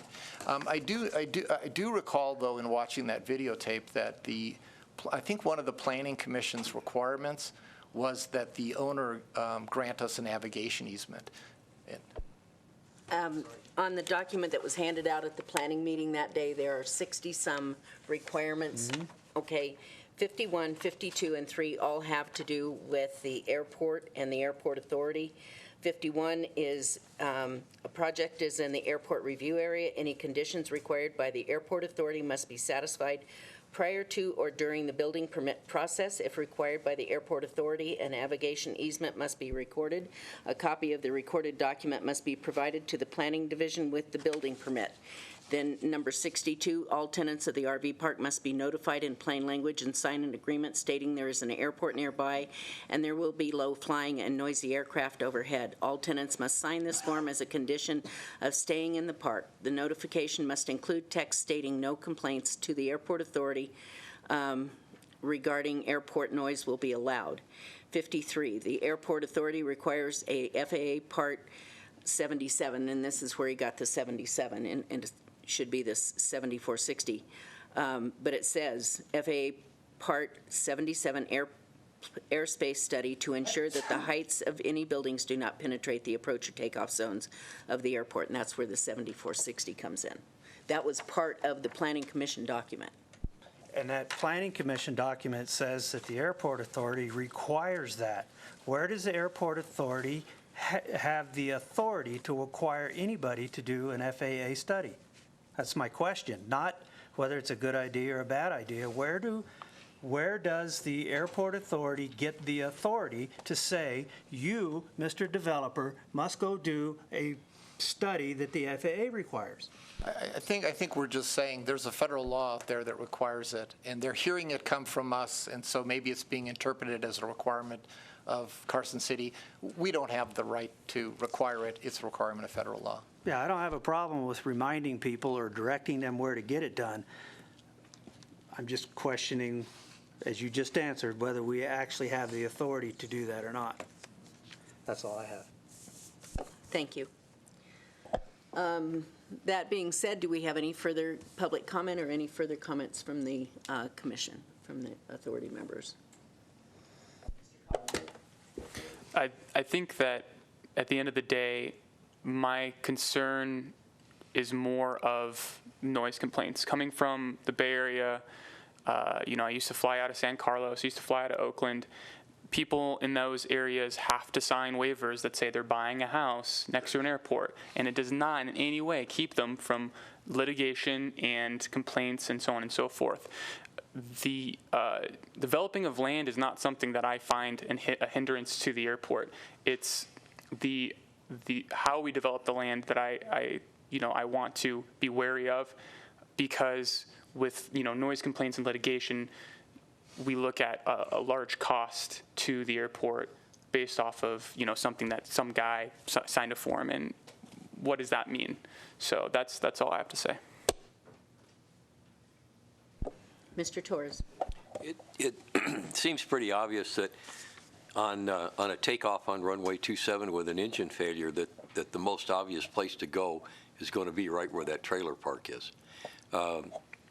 Everything else around there to the north, the south, is all much higher density and filled with buildings. No clear streets, no wide streets, no place where you can get away from telephone lines or power cables. That looks like the only place, and it's probably where any pilot that had a failure under a few hundred feet would go. You can't make the turn to come back, so there is nowhere else. The second thing is on approach on 7, you'd be coming in right over that RV park. And even though he mentioned that the height requirement was 26 feet or 28 feet, whatever it was, he still said that the maximum height was several times higher than that, maybe 75 or 100 feet. And that could very well be a hazard. Even though we're probably all higher than that landing on 7, it's still something that you'd have to look out for. And we don't know what that height requirement is or the maximum height. Nobody's told us that at this point. Okay, seeing no more public comment and, oh, sorry. Mr. Bennett. Yes, thank you. Mike Bennett again for the record, BEN and ETT. The maximum height of the RV, of the structures on the RV park would be 26 feet. That is the requirement based on the conditions. I thought you mentioned earlier that that the maximum height of other things, towers, so forth, could be higher than that. No, Mr. White asked a question, is what could our maximum height on the property be based on the Part 77 air surface? And I don't know the answer to that. I was referring to a tower that is located near the project that is 75 feet tall that is in compliance with that surface. So to comply with that regulation, that federal regulation, we could be much taller, but by condition of the special use permit, we are restricted to 26 feet. Maximum height in the park could be 26 feet. Correct. Okay, thank you. And it might be noted that that is condition number 19 on their special use permit.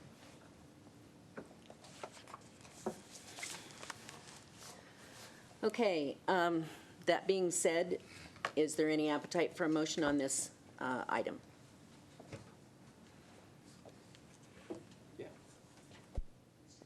Mr. Torres. I move that we authorize the airport manager and airport council to participate in the appeal by supporting the position advanced by the neighborhood group. Do I have a second? I'll second. Discussion on the motion? You know, I actually don't believe that I would even buy a house off the end of the airport just for my own personal concerns. But what we have here is a project that fully complies with the conditions and the legal situations that it is under. And we have at length on this board discussed our financial issues. Right now, we are at an hour and a half into this. That means we've already spent $450 on our lawyer to deal with this. Are we going to continue to spend $300 an hour? And I'm not complaining at Steve, but as this board, when this project is legal, is this board going to spend $700, $800, $1,000 and go nowhere? We've got better things to spend our money on. While I sympathize with these folks, and I wouldn't likely stay in that park, we've got better things to spend our money on. Okay, we have a motion and a second. Any comment on, any further discussion on the motion? All in favor of approving the joining with the local neighborhoods appeal of this to the Planning Commission, vote aye. Aye. All opposed? Nay. No, Member White as a nay. Motion carries.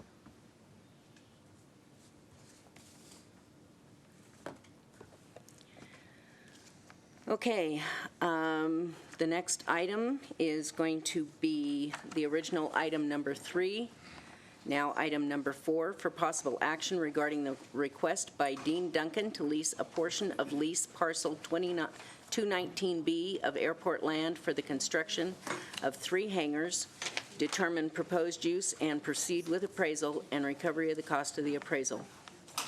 Mr. Duncan. Certainly. Okay.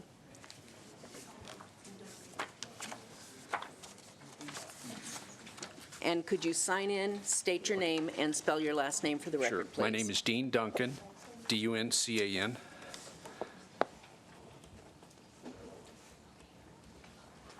And I'm here in pursuit of a lease so I can build a hangar at the Carson Airport. I've given you that packet of information. I just didn't really know how to pursue it. I built hangars before, but it's always been a little easier this to get a lease. So the first page, I'll just quickly go through the packet. The first page is your airport plan. That's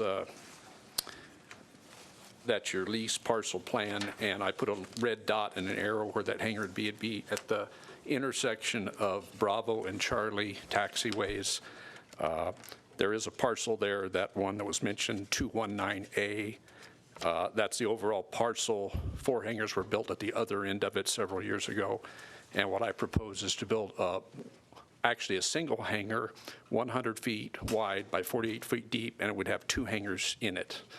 I originally wanted 3 hangars, but after talking to Mr. Rowe, I decided that this parcel, and he recommended this spot might be the best spot for what I had in mind.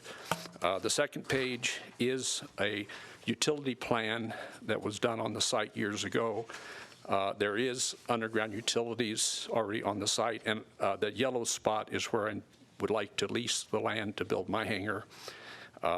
It's in the envelope of the original planned envelope that accommodates utilities, so I would be accommodating the utilities that would be there. I'd have no off-site changes. I just make the connections that I'd need. And there are hydrants and electric, and that's basically all I need.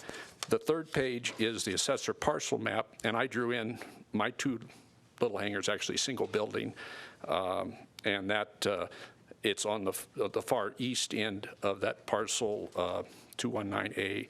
The 4 existing hangars, which are the heritage hangars, are on the other end. It would still accommodate full development of the site as pre-planned. And the next page is a picture of R&M hangars, and that's what I intend to build. I was, like I said, was going to build a 3 hangar, but I'm trying to build cost-efficient hangars, box hangars. There'd be no restrooms.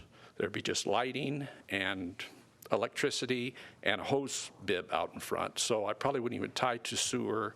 I just want, in order to build a hangar, that I could hopefully build this building for under $350,000, and if I needed to sell one of the hangars, I could sell it for $175,000 and break even.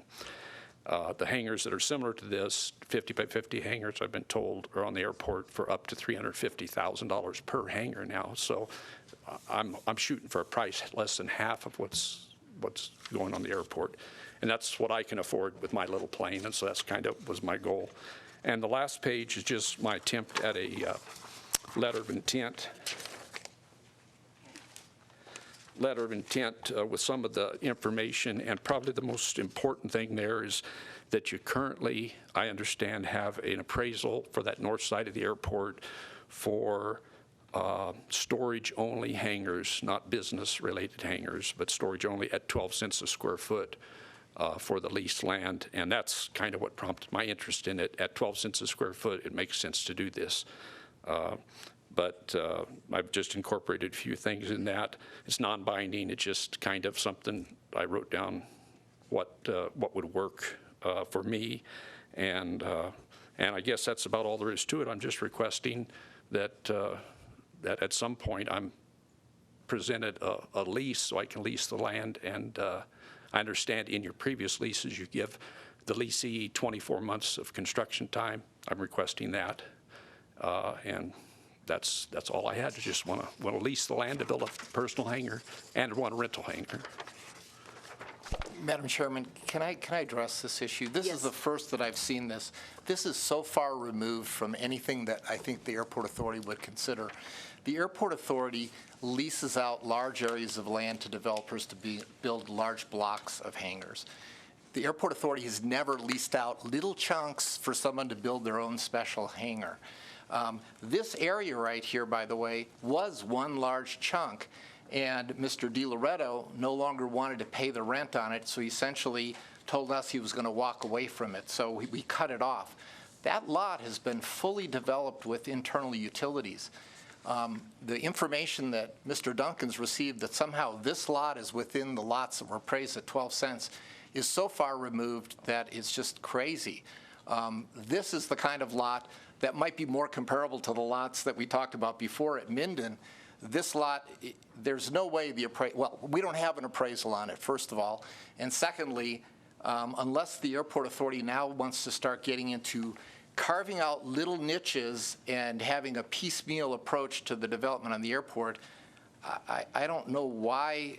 This seems so off base. I don't know who provided you information that this would be reasonably considered. Well, I just based it on some of my other experiences, and I was down at Minden, and I've been out to Silver Springs. I'm looking at, and I know you haven't built too many hangars out there in the past several years, and there aren't any hangars for sale out there that I can find. Yeah, I have an airplane, but I have no place to put it. Yeah, and that's, I mean, that may be a model that works in Silver Springs. That's not a model that we've utilized here. Secondly, that entire piece there has the infrastructure already developed for an entire hangar development.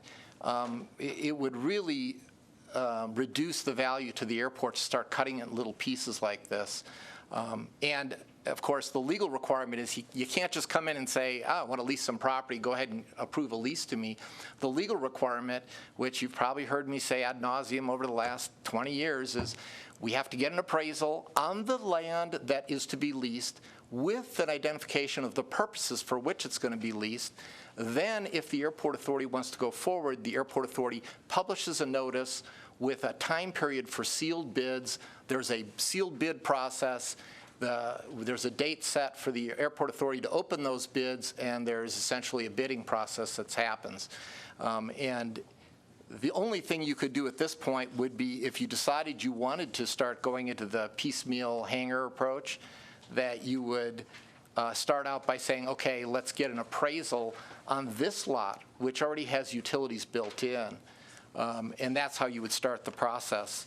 I mean, I see so many problems with the list, the non-binding letter of intent and the criteria, that this is just, I guess what I'm saying is, my recommendation to you is that maybe you direct Mr. Duncan to Mr. Gonzalez, who owns the leasehold that's just west of here, which is set up and already leased to him for the construction of hangars. Those hangars, that lease, of course, also required that hangars be constructed within a certain amount of time. But at the time, we had a downturn in the market, and I think he came in and asked for an extension of time. I'm not sure how long he asked for. I can't remember. I have to go back. But there is a leasehold area immediately to the west of this that if somebody wanted hangars, that's who they should be talking to. Now, if they want to come and build this entire area out and come with a reasonable proposal for that, then I think it's worth your time of going out and paying to get an appraisal, getting some other people to bid on it, and getting something going. But I just strongly urge you against doing this kind of piecemeal. It just really destroys the value of what's out there right now. Mr. Stotson. I think you're being a little harsh on Mr. Duncan. I apologize for that, Mr. Duncan. This was a fact-finding kind of venture on my part. Nevertheless, yes, as you mentioned, you're here to find out something. You're trying to find out how to do this. How do I do it? And as for the piecemeal approach, we don't have a lot of hangar construction going on, and I think we probably ought to consider this piecemeal approach. And what we really need on this airport are some smaller hangars. There's a bunch of people lining up for T hangars, something like that, to put their airplanes in. And we're just, if we hammer somebody like Mr. Duncan wants to come in, because then he doesn't have the proper model, well, he's trying to find out. He's trying to figure out what it takes to develop it. But I also find your comment about reducing the value, I find that ludicrous. And because on behalf of the people that want to get this extended lease up north, are willing to accept 12 cents a foot, that brings down the value of property all over the airport. So a little bit of an irony there. Now, what we should do is just help Dean build this thing if he wants to. I don't see why you got to beat on him. There's a better spot on the airport. The Gonzalez piece I didn't know about. Yeah. But to the west of it, if you're talking about, is that where Sterling Air has their big sign? No, it's right on the opposite side of the 4 hangars that currently exist at the west end of this lot that you looked at. There's an area there. There's no construction there right now, but there's a lease out to Mr. Gonzalez. A large triangle that's pre-planned there.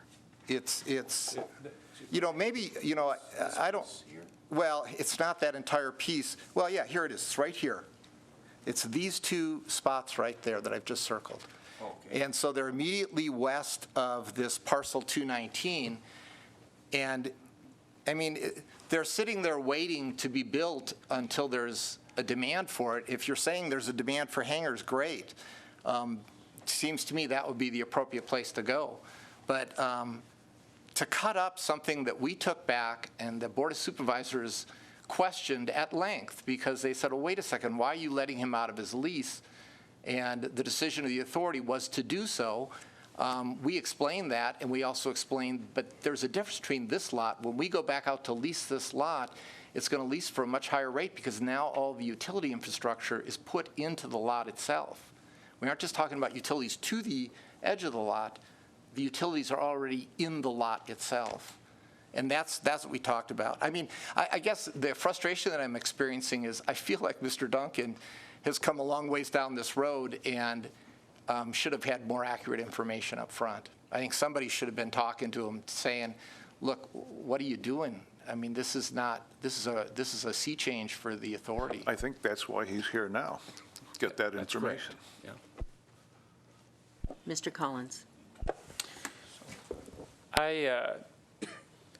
I'm all for development, especially on the airport, and that's kind of why we're here, is we're here to develop the land. At the same time, I don't think it's unreasonable that before we move forward with this, that we give you the proper information that you need in order for you to go down all avenues available. Sure. And it seems like you coming to this meeting, you had the information that you found available when there is potentially more information out there. I think it would be reasonable for you to potentially have a conversation with other people who already have land set up, such as Mr. Gonzalez, as well as give you the proper information and then revisit this idea when you feel like you have all the available information and are able to make a appropriate decision with that information. Sure. Mr. Torres. I have a question for Mr. Takis. Is the bottom line here that instead of building 2 hangars on this parcel, that he should utilize the entire parcel because it's there, it's one piece, the infrastructure is already bought to it? That's correct. That's what we told the Board of Supervisors we would do with this lot when it came back for development, and that we expected to be compensated for the infrastructure that's been put into the lot, because essentially we've paid for it when we let the old tenant out of the project. And so if somebody's got a project where they want to come in and build the entire rest of the area, that's the project that we've told the Board of Supervisors we would look at. Now, before we can do that, we need to appraise this lot. This lot was not part of the other appraised lots because this lot comes with already improved utilities. So it sort of puts the authority in the subdivision business. That's correct. The other aspect of it is a very long time ago, the authority had, and this is something you can always change, so nothing's in cement, everything can change, but a long time ago they decided, look, are we going to build a staff that's capable of sending out rent bills to every hangar on the airport? And they decided, no, we don't want to go down that road. What we want to do is lease out a larger chunk, let a private developer come in with their investment funds and build a development, and have them send us one check every month. And that is the process that this airport has undertaken. It makes it much easier for the airport manager who's only collecting, a dozen checks, as opposed to, a couple hundred or a couple thousand checks. And so the approach was, okay, we lease out to a developer, we let the developer put their private money into it. But we end up with one lease out of that project. And the sea change here would be if you decide you're going to start letting people rent individual lots and build their own hangars. And of course, you could do that. And some airports, Minden's an example of airports that do that. Of course, it means that you also have to give a lot of thought as to what kind of criteria you're going to put on it so you don't end up with, a real mishmash of different things on the properties. So that's really what happened here. Now, like I said, you can change that policy. You guys are the voting members. Member Stotts. I don't think it matters if we have a mishmash on the properties. We ran off. There's other people that wanted to put up the Quonset huts. The fact of the matter is, go back. This is aircraft storage. This isn't an upscale neighborhood where everybody has, golf carts parked out in front of all this kind of stuff. This is aircraft storage, and we shouldn't expect a lot of beauty out there. We should expect a nice place to put airplanes. And if it takes one kind of a hangar here, one kind of a hangar here. As long as we got hangars there, that's a good thing. Well, I'll get out of your hair. I'm more trouble than I'm worth. But if you come to a decision where you're going to lease out some spots that might accommodate what I'm talking about, please, somebody give me a call. Got my information on the top of that letter. Have my name, address, and phone number. And Mr. Duncan, I thank you for being here. At least you started the conversation. okay, thanks a lot. Okay. Is there any appetite for any action on this item before we go to the next item? Any public comment on it? Mr. Graber, if you would sign in. Hi, Brad Graber. Thanks very much. Merry Christmas. So maybe it's time to just put that piece of property up and see if you have any takers on it. So whoever has to buy the appraisal, fine, but see what happens, because maybe the time is right to have a little more development here. That certainly is a nice piece of property, and as long as the neighbors don't care what goes up, I don't think it ought to be a Quonset hut. It ought to be just nice enough, Mr. Stotts, to be in conformant with everything else. But I would hope that the board would consider getting that property up on the market. Let's see what happens. Thanks. Any comments or questions of Mr. Graber before he goes? Mr. Torres. Isn't that property already available with the right proposal? I understand that it's been taken off, and for the fact that it really does not have an appraisal that accommodates the fact that there's utilities there. I mean. Well, I guess my question then is, like I asked Mr. Takis a little while ago, if somebody came around with a proposal to utilize the total amount of that space. No. Can't do it. Can't do it. Got to put it out to bid. Everybody's got a shot at it. I understand that, but if it was put up to bid, Well, there's a proposal right now. We saw it walk away. For 2 hangars. Well, but you don't know. If you put the property up, maybe he'd put his 2 hangars and a row of T hangars also. Put the whole piece up. I think the answer is, I think once you get somebody who expresses an interest in doing such a project, then you consider whether that's realistic, you get the appraisal, and then you go forward with the public bid process. Part of what's built into this agenda item request is recovery of the cost of appraisal.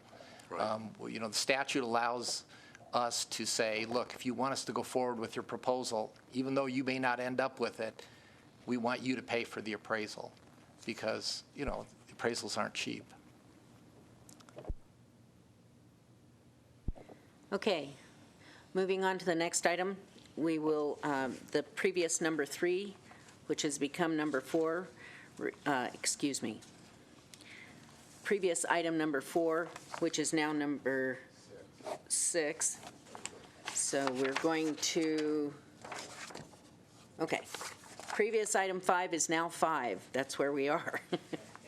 For possible action, further review and approval of the request by John Mays, Lud Correo Family Revocable Living Trust, Seabold Trimotor LLC, and Sierra Mountain Air Park North LLC for an extension of their aircraft storage-only leases for 22 years upon raising their rent to the appraised current value and making a financial contribution to the terminal renovation project, and as directed, further amendments following the Carson City Board of Supervisors requirements at a meeting held December 15th, 2016. Council, take us.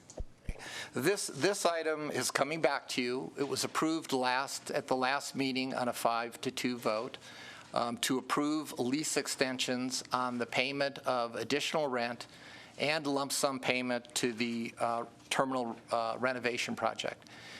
We took that approval to the Board of Supervisors and presented it as the position of the Airport Authority. At that meeting, one person appeared in opposition, a member of the board here. Yes, and he represented himself as the vice chairman, which I would strongly urge you to read the ethics provision because you were not there on behalf of the Airport Authority. You took a position which was opposite the Airport Authority. And so you should. Vice chairman, though. Yeah, well, you represented yourself in your capacity, the Airport Authority, but you No, I didn't. What I did is I just simply made the statement that I was the vice chairman so I might know a little bit about what was going on. That's all. I wasn't saying that I was representing the authority. You made that assumption yourself. Well, be that as it may, there was opposition to the vote that you had made this last month, and there was a great deal of discussion at the Board of Supervisors. Now, whether that opposition is the reason the Board of Supervisors had issues with approving the lease extension, or whether it was on their own, I don't know. But the bottom line is the Board of Supervisors directed us to bring it back to you and to address 3 additional issues. And so the proposal you have in front of you include the 3 additional issues that the Board of Supervisors wanted to see in these lease extension amendments. The first one is that the lease rental rate could be reset on 10-year anniversaries. As you recall, the lease has a CPI adjustment. So every 2 years, the rate increases with the same rate as the CPI. The Board of Supervisors would like to see the ability of you on 10-year intervals to actually reset it to real property rates. In other words, get an appraisal and figure out, hey, has the CPI really tracked with what the property rate, the property values have increased? And so we've included a provision that gives you the ability to do that. Provision B addresses another issue, which is the issue was, well, are these people investing additional money into the lease, which would justify extending a term? And they, in fact, are. And so what we included in the lease amendment, and this was negotiated with the tenant group, a provision in which they will guarantee to make a certain amount of property improvements and maintenance to the property so that it remains in the good condition that it's in. And then item number 3, one of the supervisors said, well, maybe we should have a deed restriction recorded so that these leases will always be used for aircraft storage only. The thinking being, we don't want to approve an extension and then somewhere down the line somebody gets broader FBO use and then they've got the benefit of a lower rate. So there's 2 ways you can do that. You can record a deed restriction, which would make it really hard for you to ever change the use in the future. Or you can address the underlying issue, which is what we did here, which is saying in the event it's ever modified so it has full FBO use, then the rate has to jump up to the FBO appraisal rate. And so what we did here is we addressed the 3 issues that the Board of Supervisors asked us to bring back to you, and then, assuming you approve it, bring back to them. The only other thing that I would want to share with you is the last meeting you were here, a lot of the opposition that you heard was based on the fact that folks had heard that Minden was charging, I think they said 24 cents a square foot for lots to build hangars on. I checked with Minden. Minden said, actually, we've got 3 different rates out there. We've got 12 cents, we've got 20 cents, and we have 25 cents. When we peeled it back a layer to find out what was included, originally when she told me 12 cents, I thought, okay, they have something comparable to what we have. Mistake. Because as it turned out, when we discussed it further with her, the 12 cents were for utility easement lots. So for example, if you wanted to come in and put in a fiber optic ring to service all the hangars with some high capacity internet, that's the rate that she would charge down in Minden for those kinds of lots. The lots to build hangars on were actually 20 cents and 25 cents. And it was depending on the location on the airport. That was the difference in price, and actually the timing as to when they put them out. But then the next question is, okay, are those equivalent to the lots we have in Carson City? Even though I still believe that it's not right, and no appraisal has ever compared a neighboring airport to get to the rate. But let's assume that it's okay to do that comparison anyway. If you can make that comparison, you got to make sure you have apples to apples. Well, the lots that are being leased in Minden allow full FBO use, and they include them bringing the utilities, the airport bringing the utilities to the boundary of the lot. The lots that we've leased in Carson City have very restricted use, and in the appraisal that was done by Mr. Kimmel, he mentions that frequently in terms of why the number comes out lower than you might otherwise expect. And we required those tenants to give us $12,000 for our infrastructure, which got near their lots, and then, of course, they had to pay for their own, which everybody has to pay for their own within their own lot. With the exception of these lots we were talking about the other day where they're already in. But for the most part, developers have to put in their own utilities. So it's not an apples-to-apples comparison to compare Minden. Is there a way to extrapolate or adjust it to figure out if a Minden lot were restricted to aircraft only and did not include a $12,000 payment for infrastructure? Would it be the same? I don't know. That would probably take some appraisers sitting down and going through some kind of analysis. But the bottom line is the lots in Minden are not comparable to the lots in Carson City. The appraisal that we have is an MAI certified appraiser of an appraiser who's done many airports, and that's what the statute says we need to rely on if we're going to do a renewal or extension of lease. And so I wanted to bring that up because where we left it at the last meeting, there was misinformation. I mean, the other misinformation is one of the people who stood up said that the AC from the FAA said that you compare neighboring airports. It just flat does not say that. And then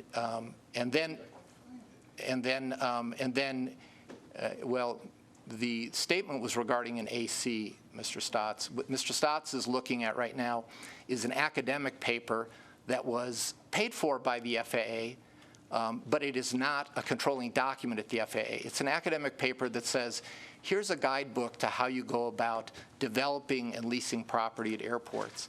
And if you read the entire document, it's a very interesting and helpful document. It's got a lot of good information in it. What it doesn't do is it doesn't give you the formula approach. It doesn't tell you what the statute requires. It doesn't give you the legal requirements.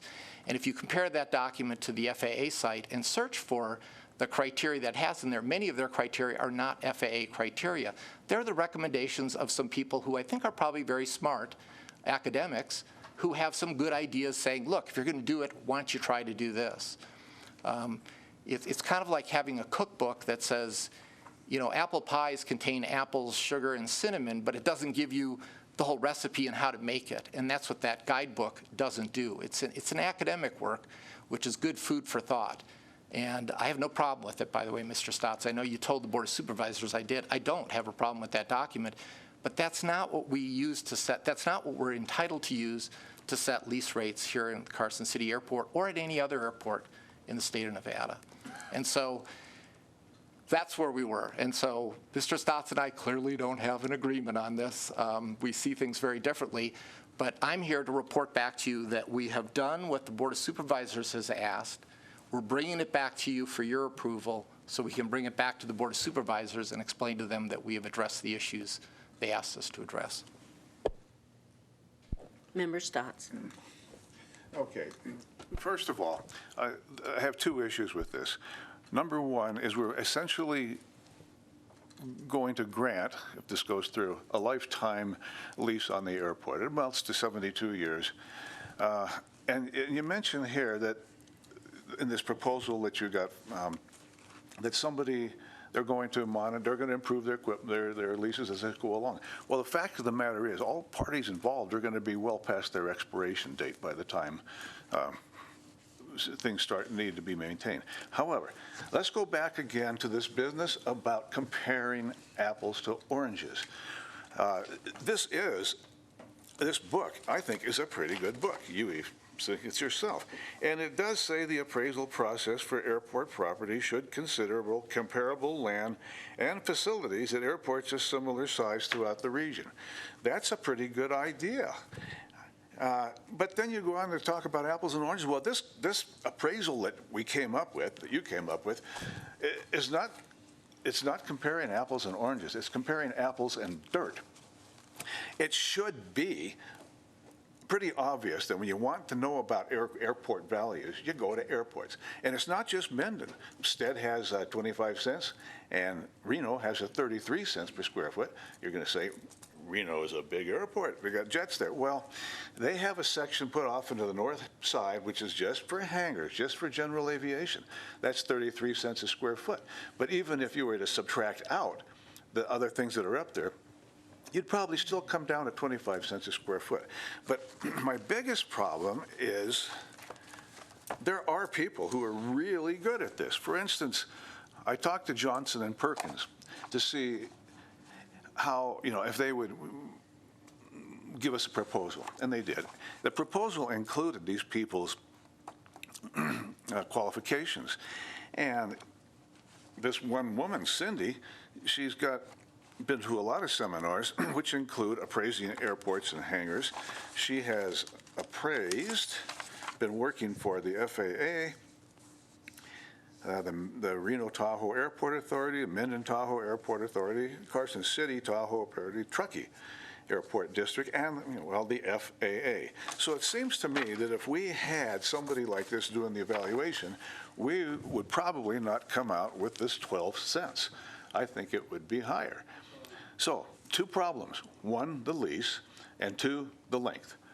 It would be better for this airport to let this go to the end, and then when it gets to the end of the lease, then, which is going to be in another 30 years, then at that time consider extending the lease, which is the normal way of doing things according to this book that you don't seem to have much regard for.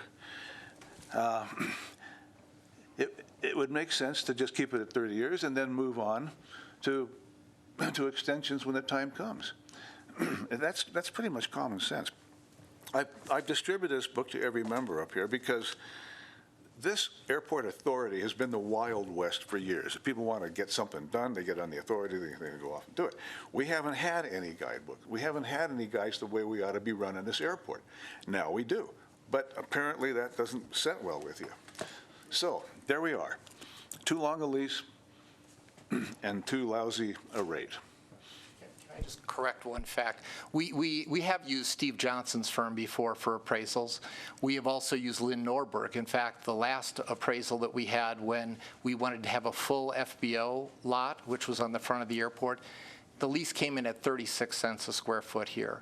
But that has street access, full FBO, utilities they can pull from the street, didn't include a $12,000 fee to us, and that's what the appraisal came in at. So you're going to get different appraisals depending on different lots. I'm not an appraiser, and it's far be it from me to try and say this appraiser was wrong. It's an MAI appraiser on the city's list. We heard Board of Supervisors members during that meeting say that this is a credible appraiser, a well-respected, credible appraiser. So, I know that you don't like the numbers that came out, and I'll be honest with you, I was hoping to see a higher number too. This, part of this exercise was to try and get some money into our coffers to get us in a good financial, strong position. But it came in at 12 cents. So what did we do? We told them that's not enough. That's not going to, moving it from 11 cents that you pay currently to 12 cents is not going to get the deal done. And so they came to us and said, what else can we do? And we included the flat fee payment for the terminal building. These guys have stepped forward. They're doing us a favor. If you send them away, I think you're doing more harm to us than you're doing to them. Now, I understand your argument about this would be a very long lease. It's absolutely no different than if that gentleman that was here before, if you decided to go forward with them a lease, it would be 50 years from today. And that's what these people are asking for, 50 years from today. And so, the length of the lease is a non-issue. I mean, to me it is, but obviously it is to you, and you get to vote and I don't, so it's probably more important what you think. But at any rate, I just wanted to correct you on that lease rate. We did have a lot lease that came in at 36 cents, and then the person who was interested in it said, not willing to pay 36 cents, and they walked away. So. Mr. Collins. Okay, so it's appraised by an MAA, right? MAI, I'm sorry. MAI. Okay. So I got one of these books, and I took the afternoon, as my dog was at the vet, and I read it. And there's some interesting things in it. The first is that an MAI should do the appraisal. Check. That seems like that's done. The second thing is we talk about comparables. What they talk about in the comparable side is, instrument approaches, navigational easements, FBO facilities. Reality is at our airport, we don't have those things that Minden or Reno or even Stead has. As someone who flies instruments, I can't get in at night. That's a big deal. So when I look at this and I read this and then I look at the numbers and I look at comparable properties, the reality is, to me, it says, longest term should be 10 years, 20 years they recommend. Great. What the board supervisors come back with? They said every 10 years, correct me if I'm wrong, we do an appraisal and we talk about it again and it gets reset. That's pretty much everything that's within the guidelines of what this book says. So as far as I'm concerned, I hear all your points, and they are valid points, and I do not want to dismiss any of your points. However, reading this document that you seem to favor, it is put forth by the FAA, and it does seem to do, or to suggest the things that we are following within our process of getting this extension done.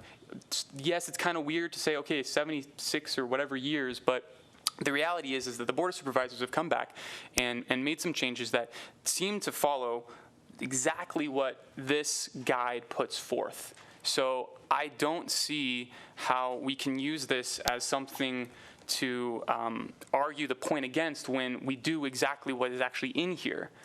That's all I have to say. Mr. Stotts. Well, actually, we're not doing what's in here. We don't have comparisons with other airports. And you did bring up the fact that we have a GPS approach in here. We just don't have a night GPS approach. Yes. But we do have a lot of good facilities. We do have the approach and so forth. And we have brand new runways, a $25 million investment in this airport. That's got to be worth something. It's got to be worth more than comparing this to a patch of dirt that's over there in the industrial part of town. It's there you go again. Apples and apples, or apples and dirt. Mr. White.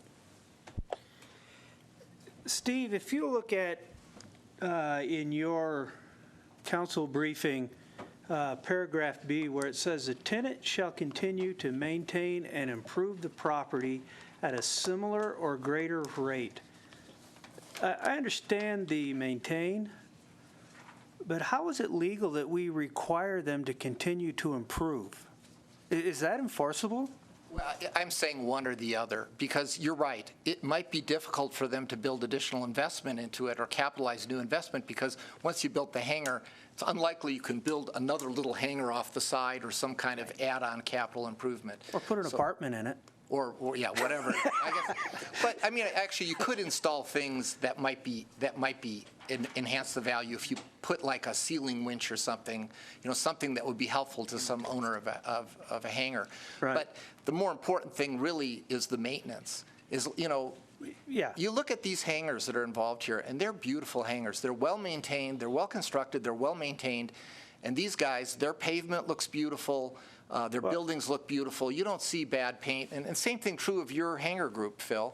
I mean, the hangar groups that we have on that north side they take pride in their appearance. They're good quality stuff. And we want to keep it that way, because somewhere down the road, we're going to get these back. I just want to make sure that we weren't writing something in here that wasn't enforceable. Right. Okay. And then in paragraph C, again in your briefing, in the event that the leasehold use is modified to allow FBO, lease rate shall convert to the most recently appraised lease rate for full FBO lots. What if we don't have one that's within 6 months? What if it's stale? Then my view would be, before it could be converted to FBO use, we'd have to have an appraisal. And we might require them to provide it to us as part of their request, provide us the funds to do the appraisal as part of their request to convert the use of the leasehold interest. There's a bunch of hurdles they'd have to clear to change the use. The way it seems to me like the way you structured that, it runs contrary to the requirement of having a current appraisal. So it says, shall convert to the most recently appraised lease rate. So should we change that so it says actual current appraisal?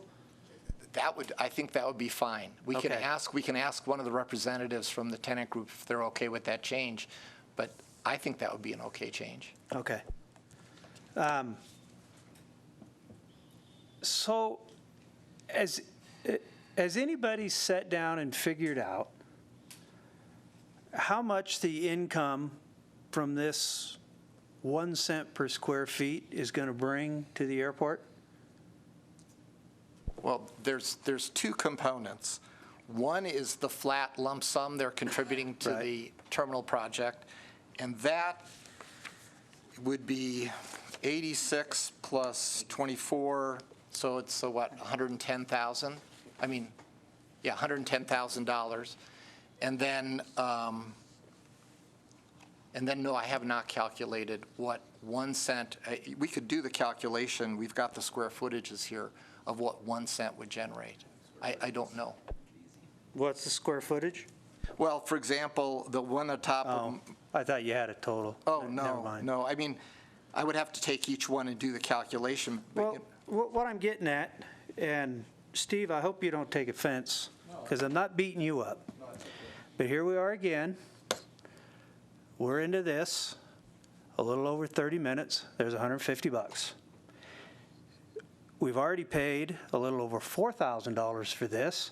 I don't know how much time you spent prepping and attending the Board of Supervisors meeting, but I got to imagine a couple of hours at least. We're into this over $6,000. Are we going to make $6,000 on this? Other than outside of having the terminal paid for, which we greatly appreciate? We keep putting ourselves in this position where we're just spending money like drunken sailors. Okay. And what are we getting out of it? So each year, starting in 2017, on just one of these leases, you would get over $450. And then that would be increased by the CPI. If you add all of these together, I'm guessing you're probably going to get a few $1,000s more per year. And you've set the base rate that's adjusted by the CPI to a higher number, so you're going to get some compounding. You know, it's going to climb at a slightly higher rate. And then at 10-year intervals, if you want to adjust them, and of course, I didn't make it mandatory. I left it at your option, because when you get to the end of 10 years, if you're satisfied with where the CPI clause has gotten you, why go out and spend money on an appraisal to reset it to that same rate, or heaven forbid it comes in at a lower rate? And so I put it at your option so that you guys can look at it at the 10-year interval and make an intelligent decision as to whether do we want to go get an appraisal and reset these rates. So you are getting something, and it's jumping up initially. You get a lump sum, the rent jumps up initially, a few $1,000s per year, and then it's that higher number that climbs with the CPI and also gets reset. So, I mean, it's kind of hard to just peg it and just say it's this amount of dollars, but it is a forward growth figure that climbs in time. I mean, it's definitely better than what you have today. Right. And so I just want to be clear to everybody. I'm bringing this up because this is a serious budget issue, our legal expenses. We need to, when we get into these high expenditure situations, like asking Steve to go support the appeal at the Board of Supervisors, it's a couple of $1,000 at least. So let's just keep that in mind when we ask Steve to do things. Member Stotts. It did occur to me that if we were to pass on the charges, the billing that we get from Steve to the people who he is lobbying for, then that would help our budget a little bit. I think that's Mr. Stotts, that comment is really out of line. I am not lobbying for anybody. I'm supporting the position that this board voted on last month, and that's what I consistently do. The fact that you don't like what they voted on last month doesn't make me part of the enemy. My allegiance is to the airport authority. And so your suggestion, both now and in other forums, that somehow I'm disloyal to this authority is really out of line. I'm not saying you're disloyal. I'm just wondering why we couldn't pass on your expenses to these people.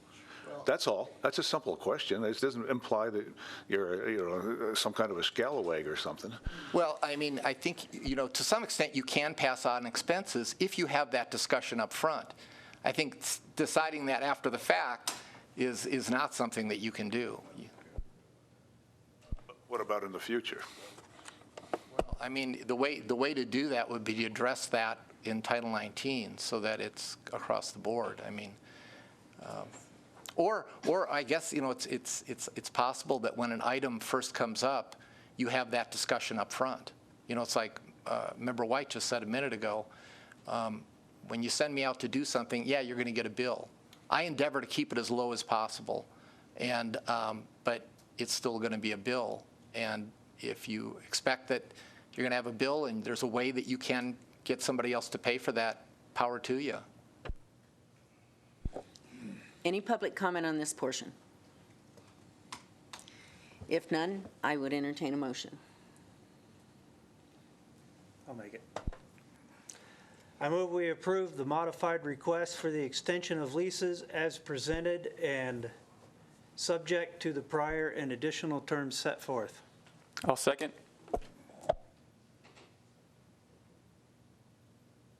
Any discussion on the motion? Can I just ask, Member White? Yes. Did you want me to make that language change? Is that part of your motion? Yeah, like Yeah. you said, as long as, because you've already negotiated this, Right. as long as these guys are good with making it say it has to be a fresh appraisal. Right. So we take out most recently and just say the appraised lease rate, Right. correct? Okay. And that is part of your motion? Okay, Yes. great. I just want to be clear on that so that we Thank you, do this correct. Any discussion on the motion? All in favor? Aye. All opposed? Member Stotts is a nay. Motion passes. Going on to the next item, which will be number 6 on this evening's agenda. For possible action, approval of the request by Sierra Mountain Air Park South LLC for an extension of their aircraft storage-only lease for 22 years upon raising the rent to the appraised current value and making a financial contribution toward the remainder due on the terminal renovation project. Council, take us. Yes, this item is simply to bring along the one lease that was missing from that package of leases from 1994. Sierra Mountain Air Park North was in that group. Sierra Mountain Air Park South was not, largely because they had difficulties. I didn't have any difficulties. They had difficulties communicating with the members so that they could get that communication back to us. So this amendment will track the exact same terms that you've just approved. It also includes an additional $24,449.38 toward the terminal project, which, as I said earlier, gets us to about $110,000, which is pretty close to what I think that Tim last reported that we were getting into. I think it was a little bit less than that we're getting into on the terminal building. And again, the change about taking out most recently to just the appraised lease rate would be my recommendation to be consistent with the others. Thank you, Mr. Takis. Any comments from the members? Do I have a motion? Any public comment on this item? I would entertain a motion. What are we on? Number 6. It's actually, hold on. Right above the original thing, right? Yeah, it's number 5. On your document, it's number 5. It's right here.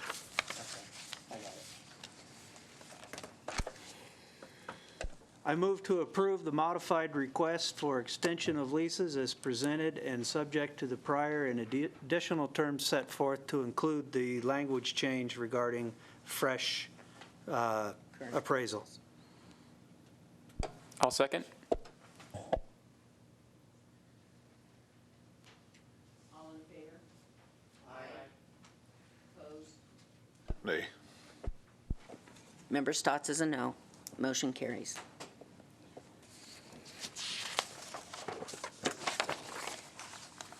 That concludes the agendized items for tonight. I would call for the airport engineer's report.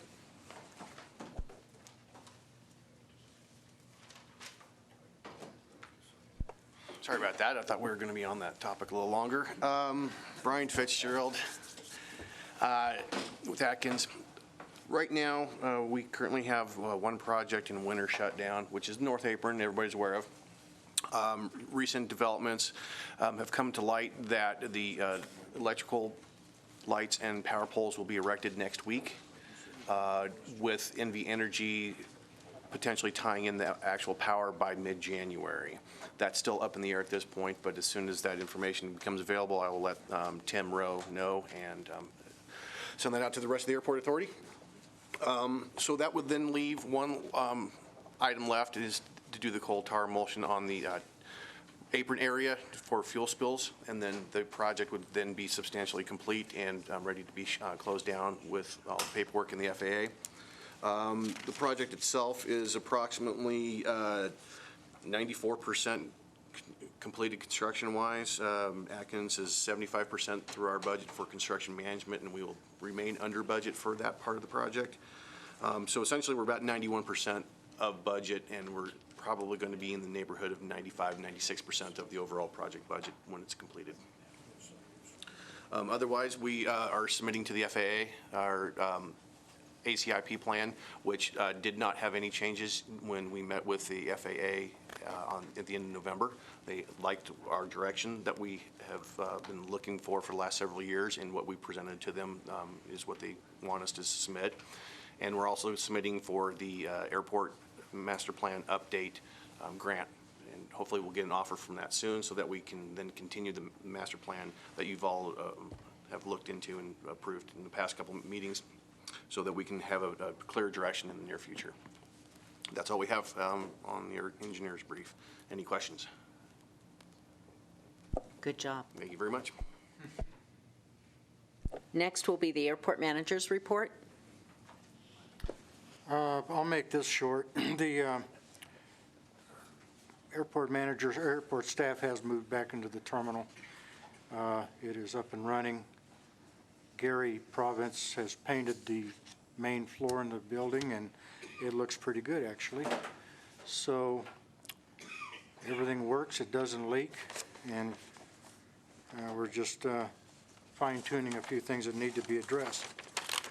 This morning, I attended a webinar via phone with the Nevada Business Aviation Association in Vegas. They were discussing the proposed regulation for personal property tax. This is going to be more headaches for the tax assessors than it is for airports. The reason is they are going to force or require the tax assessors to apportion aircraft flown between counties and apportion them in such a way that all the counties can benefit.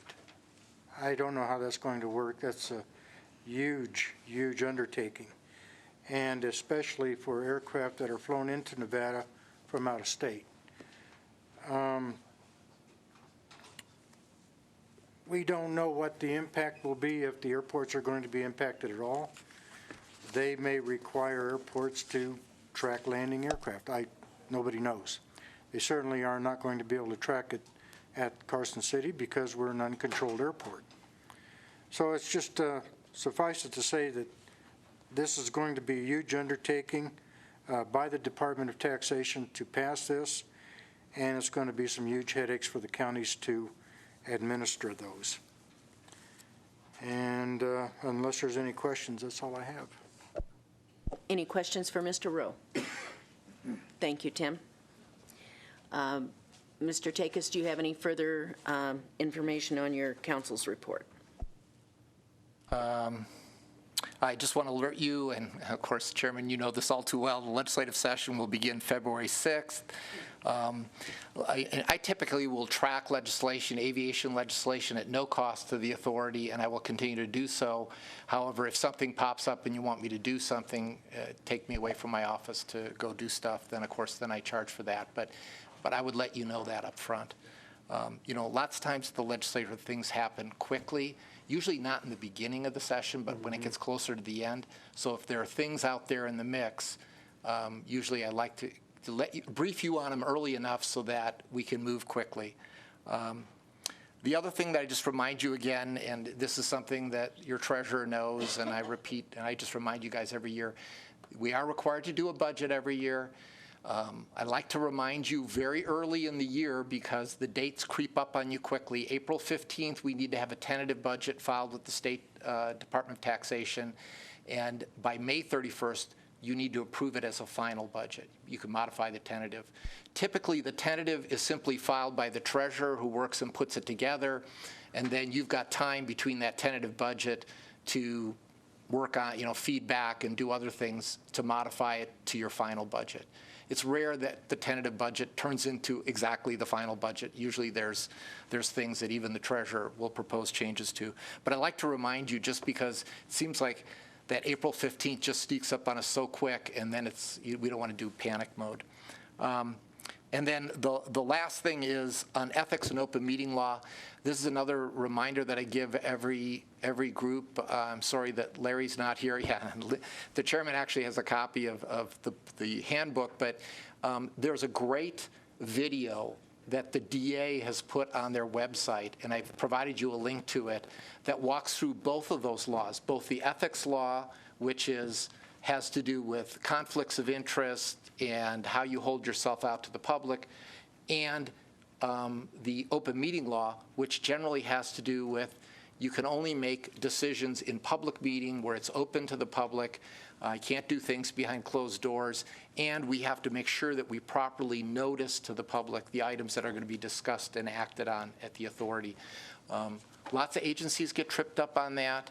I would love to say that it's a real simple black and white rule. It's not. The AG's open meeting law manual is a fairly thick document. I work in it all the time. And so on either of these, if you have any questions, just let me know. I'm happy. That's what I'm here for, and that's what I'm here to help with. But I really urge that you watch the video. I used to do my own little class to the Airport Authority, but frankly, Jason Woodbury's office and the DA's does a better job than I can do. Those people are very well versed in it. And of course, they represent not just the Board of Supervisors and not just the Planning Commission, but all the boards and commissions, so they get a huge flavor of that. That's all I have. I might add to that anyone who is interested during the legislative session, if you go on the legislative website and go to personal legislative tracking, you can track up to 10 bills for free during the entire session. And as long as you take one off, you can keep that at a 10-bill level, and you can follow them all the way through, because from time to time they get withdrawn or whatever, or you may no longer be interested in them. So if you go to, I think it's leg.state.nv.us, you can find that. In addition, if anybody's interested in the little handbook on statutory ethical standards, I can get copies of these for you and bring them to the next meeting. The open meeting law has a manual as well that comes from the research division that's a little simpler than the one that comes from the AG's office. And if you're interested in those, you can get a hold of me and I'll get one of those as well. So I've spent the last couple days, as time allowed, watching the video that Mr. Takis has referred to, and it is excellent. It's 2 hours and 30 minutes long. So it does take a little bit of time, but it is a very, very good tool. So with that being said, we will go to the treasurer's report. Speak to the lawyer? You may. I think the Board of Supervisors actually put in their boards and commissions policy that that's required to view that video. So at some point, all our new members should do that. Recently, Steve, well, not recently, several months ago, there was some discussion about the jet fuel taxes not being properly distributed by NDOT, and there has to be some legislative action to make it go where it's supposed to? It was the avgas. The jet tax fuel goes to the right place. The avgas fuel just goes, it goes to the Civil Air Patrol. Right. And the federal law requires that taxes that we collect on our airport have to come back to us for use on our airport. Because it's a state law that says that it goes instead to the Civil Air Patrol, NDOT has taken, Mr. Howcool, who's no longer here, has taken the lead and told the FAA they're going to go to the legislature, and I think they already have the bill request in there, to change it. So instead of going to the Civil Air Patrol, it'll start coming back to us. Okay. SB 64. Oh, that's even great. SB 64? Great, SB 64. And so that's a bill. We don't expect any opposition. I expect the Civil Air Patrol is going to whine about it. I would too if I were in their shoes and I was getting some money and now I'm not going to get it. But I think when we really drill down, they really aren't getting all that much money, and it's not going to be that big a number to us, but at least go in the right place. And so it puts the state back in compliance, which also puts us in compliance. That was one of the items, one of the times when the airport manager and I and a few others flew down to the FAA's airports office in Phoenix. The manager of that office pulled the airport manager, myself, aside and said, okay, what are you guys doing to get in compliance with this federal law? Is the avgas and the jet fuel really going there? And we explained, okay, we'll look into it. We'll find out. We'll get back to you. And so we filed a letter with him saying, yeah, we're going to fix, the jet fuel is coming the right place. The avgas we're going to fix on a statewide basis. And now he's also since gotten letters from Nevada Department of Transportation, a bunch of other airports saying, yeah, Nevada Department of Transportation is doing it. But that's one we'll definitely track. SB 64? Okay, thanks. The other thing is, Mr. Hockles sent me a copy, as with many BDRs, it went into legal and came out differently than they had requested. So he has already sent me a mock-up of the amendments that are going to be required, and I could forward that email to everybody if it won't violate the open meeting law. I mean, it's a briefing paper more than anything, and I'd be happy to do that. I think that would be really good, and I don't think that's a problem with the open meeting law to share that information. Mr. White. Brian, I forgot to ask you a question during your report. In the AIP list of projects we're doing in the year 2022, Project 9 and 10 is property acquisition. Can you remind me what those properties are and where they're at? One of the properties is north on, referred to as the Serpent property where the old hill was at, just off of Arrowhead. Okay. It's up against the fence to Arrowhead, all the way to the east for the most part. And the second property, I believe, was the property where the RV park is located at. I believe this was the second one, which I think is, at this point, null and void if it's going to continue to be developed and so forth.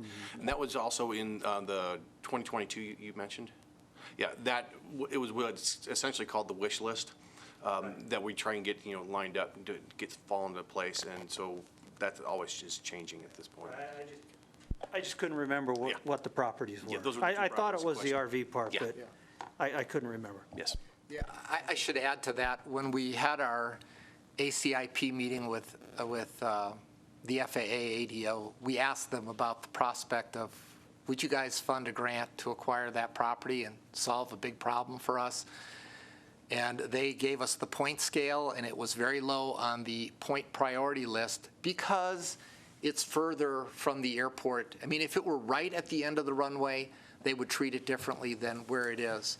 And I should also mention that we did take a run at buying that property about 15 years ago. At the time, it was owned by Don Langston. We had purchased the lot that's in between that lot and the airport, which we own, from Richard Langston. It was all owned by their mother. And Richard was very good to work with. Can't say that for Don. Don's response to us when we said, look, we can do an FAA grant and we'll get an appraisal, you'll get fair market value for it. His response is, I don't want a fair market value for it. I want $2 million or something like that. And we just said, okay, based on the other land that we've had appraised around here, we know that's way above the appraisal. And his response is, well, that's too bad. That's what my price is. So that ended those discussions. You know, there may have been an opportunity to approach this Western insurance company, but frankly, they sent us such a hostile letter when the authority first in April said we don't like the idea of having high-density RV park.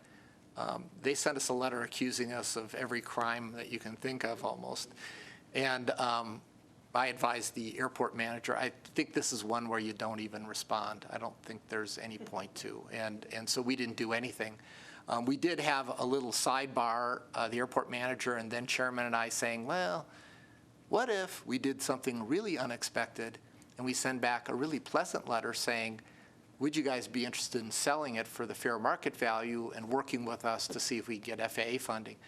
But we didn't pursue that, in part because we didn't think we would have the money for a matching grant, but it also in part, the letter that we received was so irrational and angry that I think we kind of thought this might stir up some other crisis. I don't know. We were a little bit worried. Obviously, that woman was having a very bad day when she wrote the letter.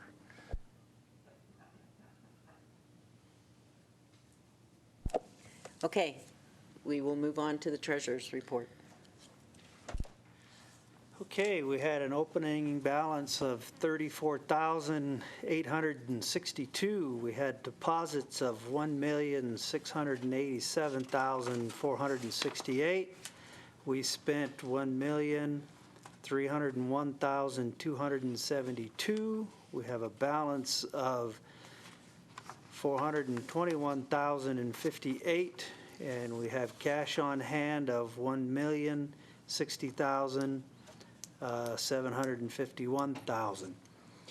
I have a few questions of the manager on the profit and loss report there, Tim, on line 5101, the property tax line there. Seems like last month I asked, has the city paid in full the whole 195 or the 410, whichever one it's going to be? Page 1.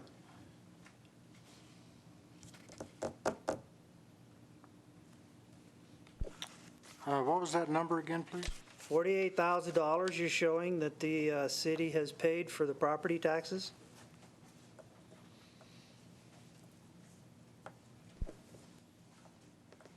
And we're in December, haven't they paid?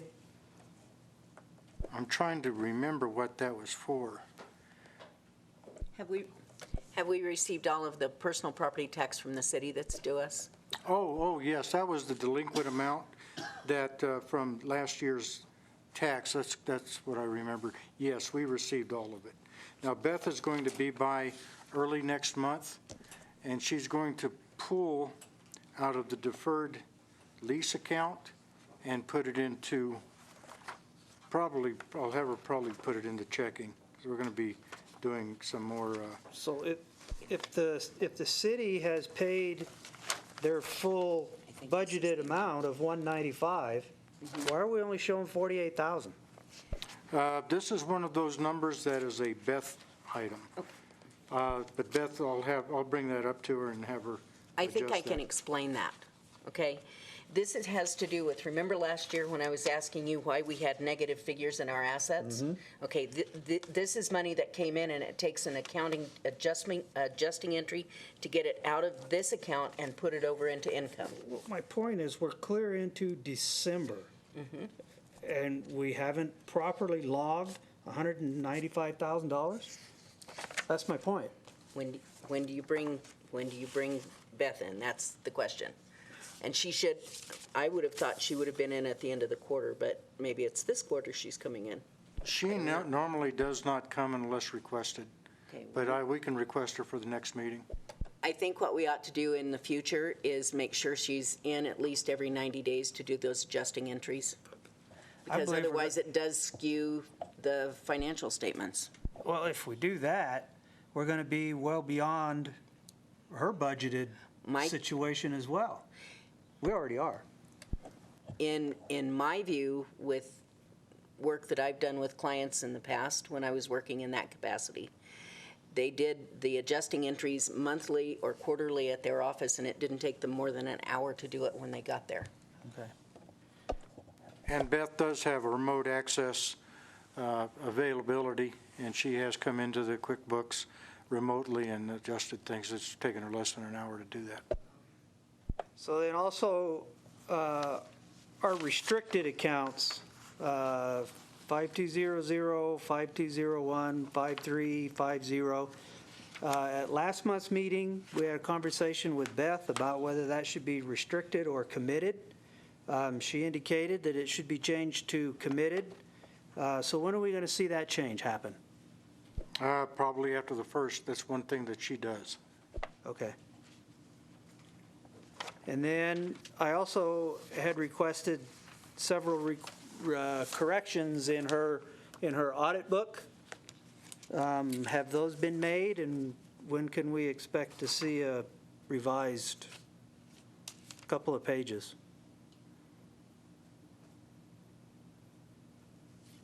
I'll give her a call on that tomorrow and get an Okay. answer to you.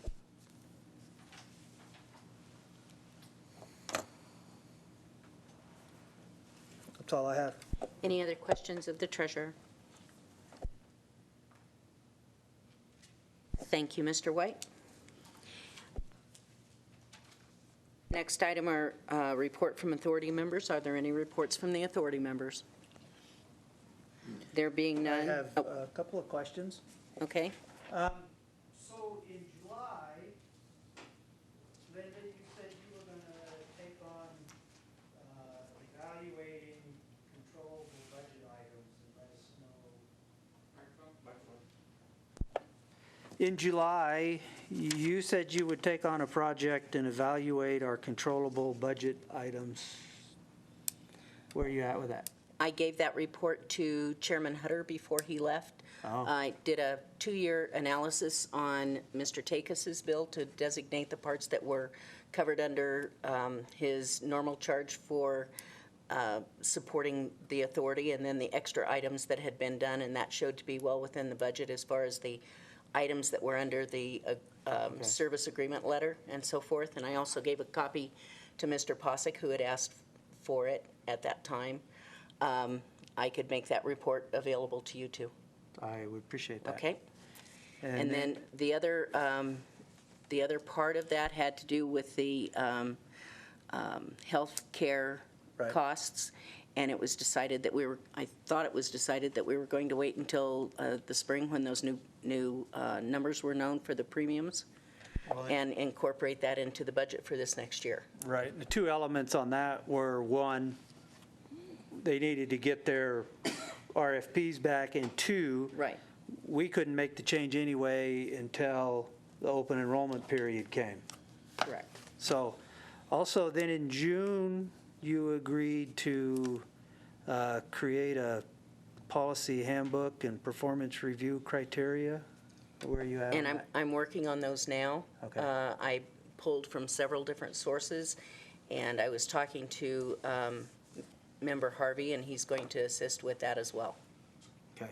And hopefully I'll have something for you in the next 90 days or so. Okay. One more question. I forgot to ask Tim during his report. A few months ago, we talked once again about the hangar numbering project, and you said you hadn't been able to get with the fire department to move any further forward. Have you made any progress with that?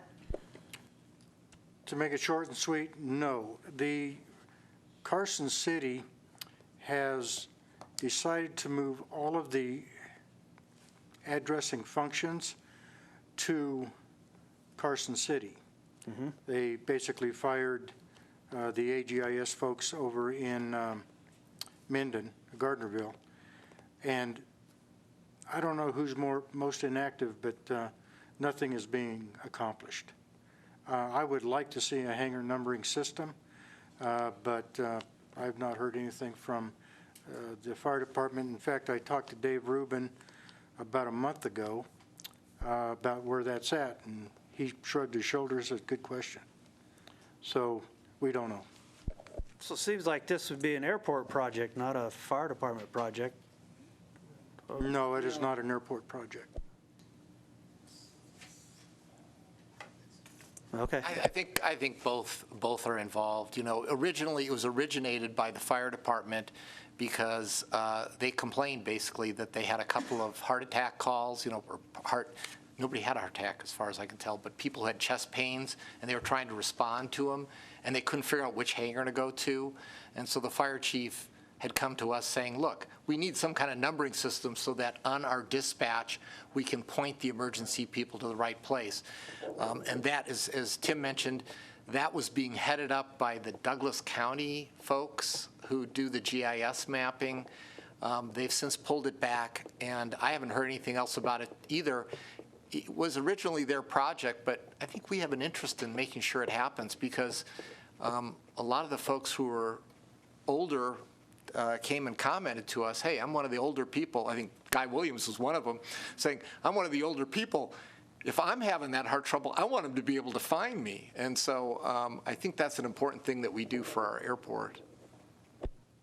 Yeah, I would be interested in seeing if that gets jump-started. So, Tim, would you see if you can get that jump-started and let us know next month what you've come up with? I'll get some information, see where the city is at on that. Okay. Any further comments or reports before we adjourn? So Is there any further public comment? The meeting is adjourned. It is 10 minutes to 9.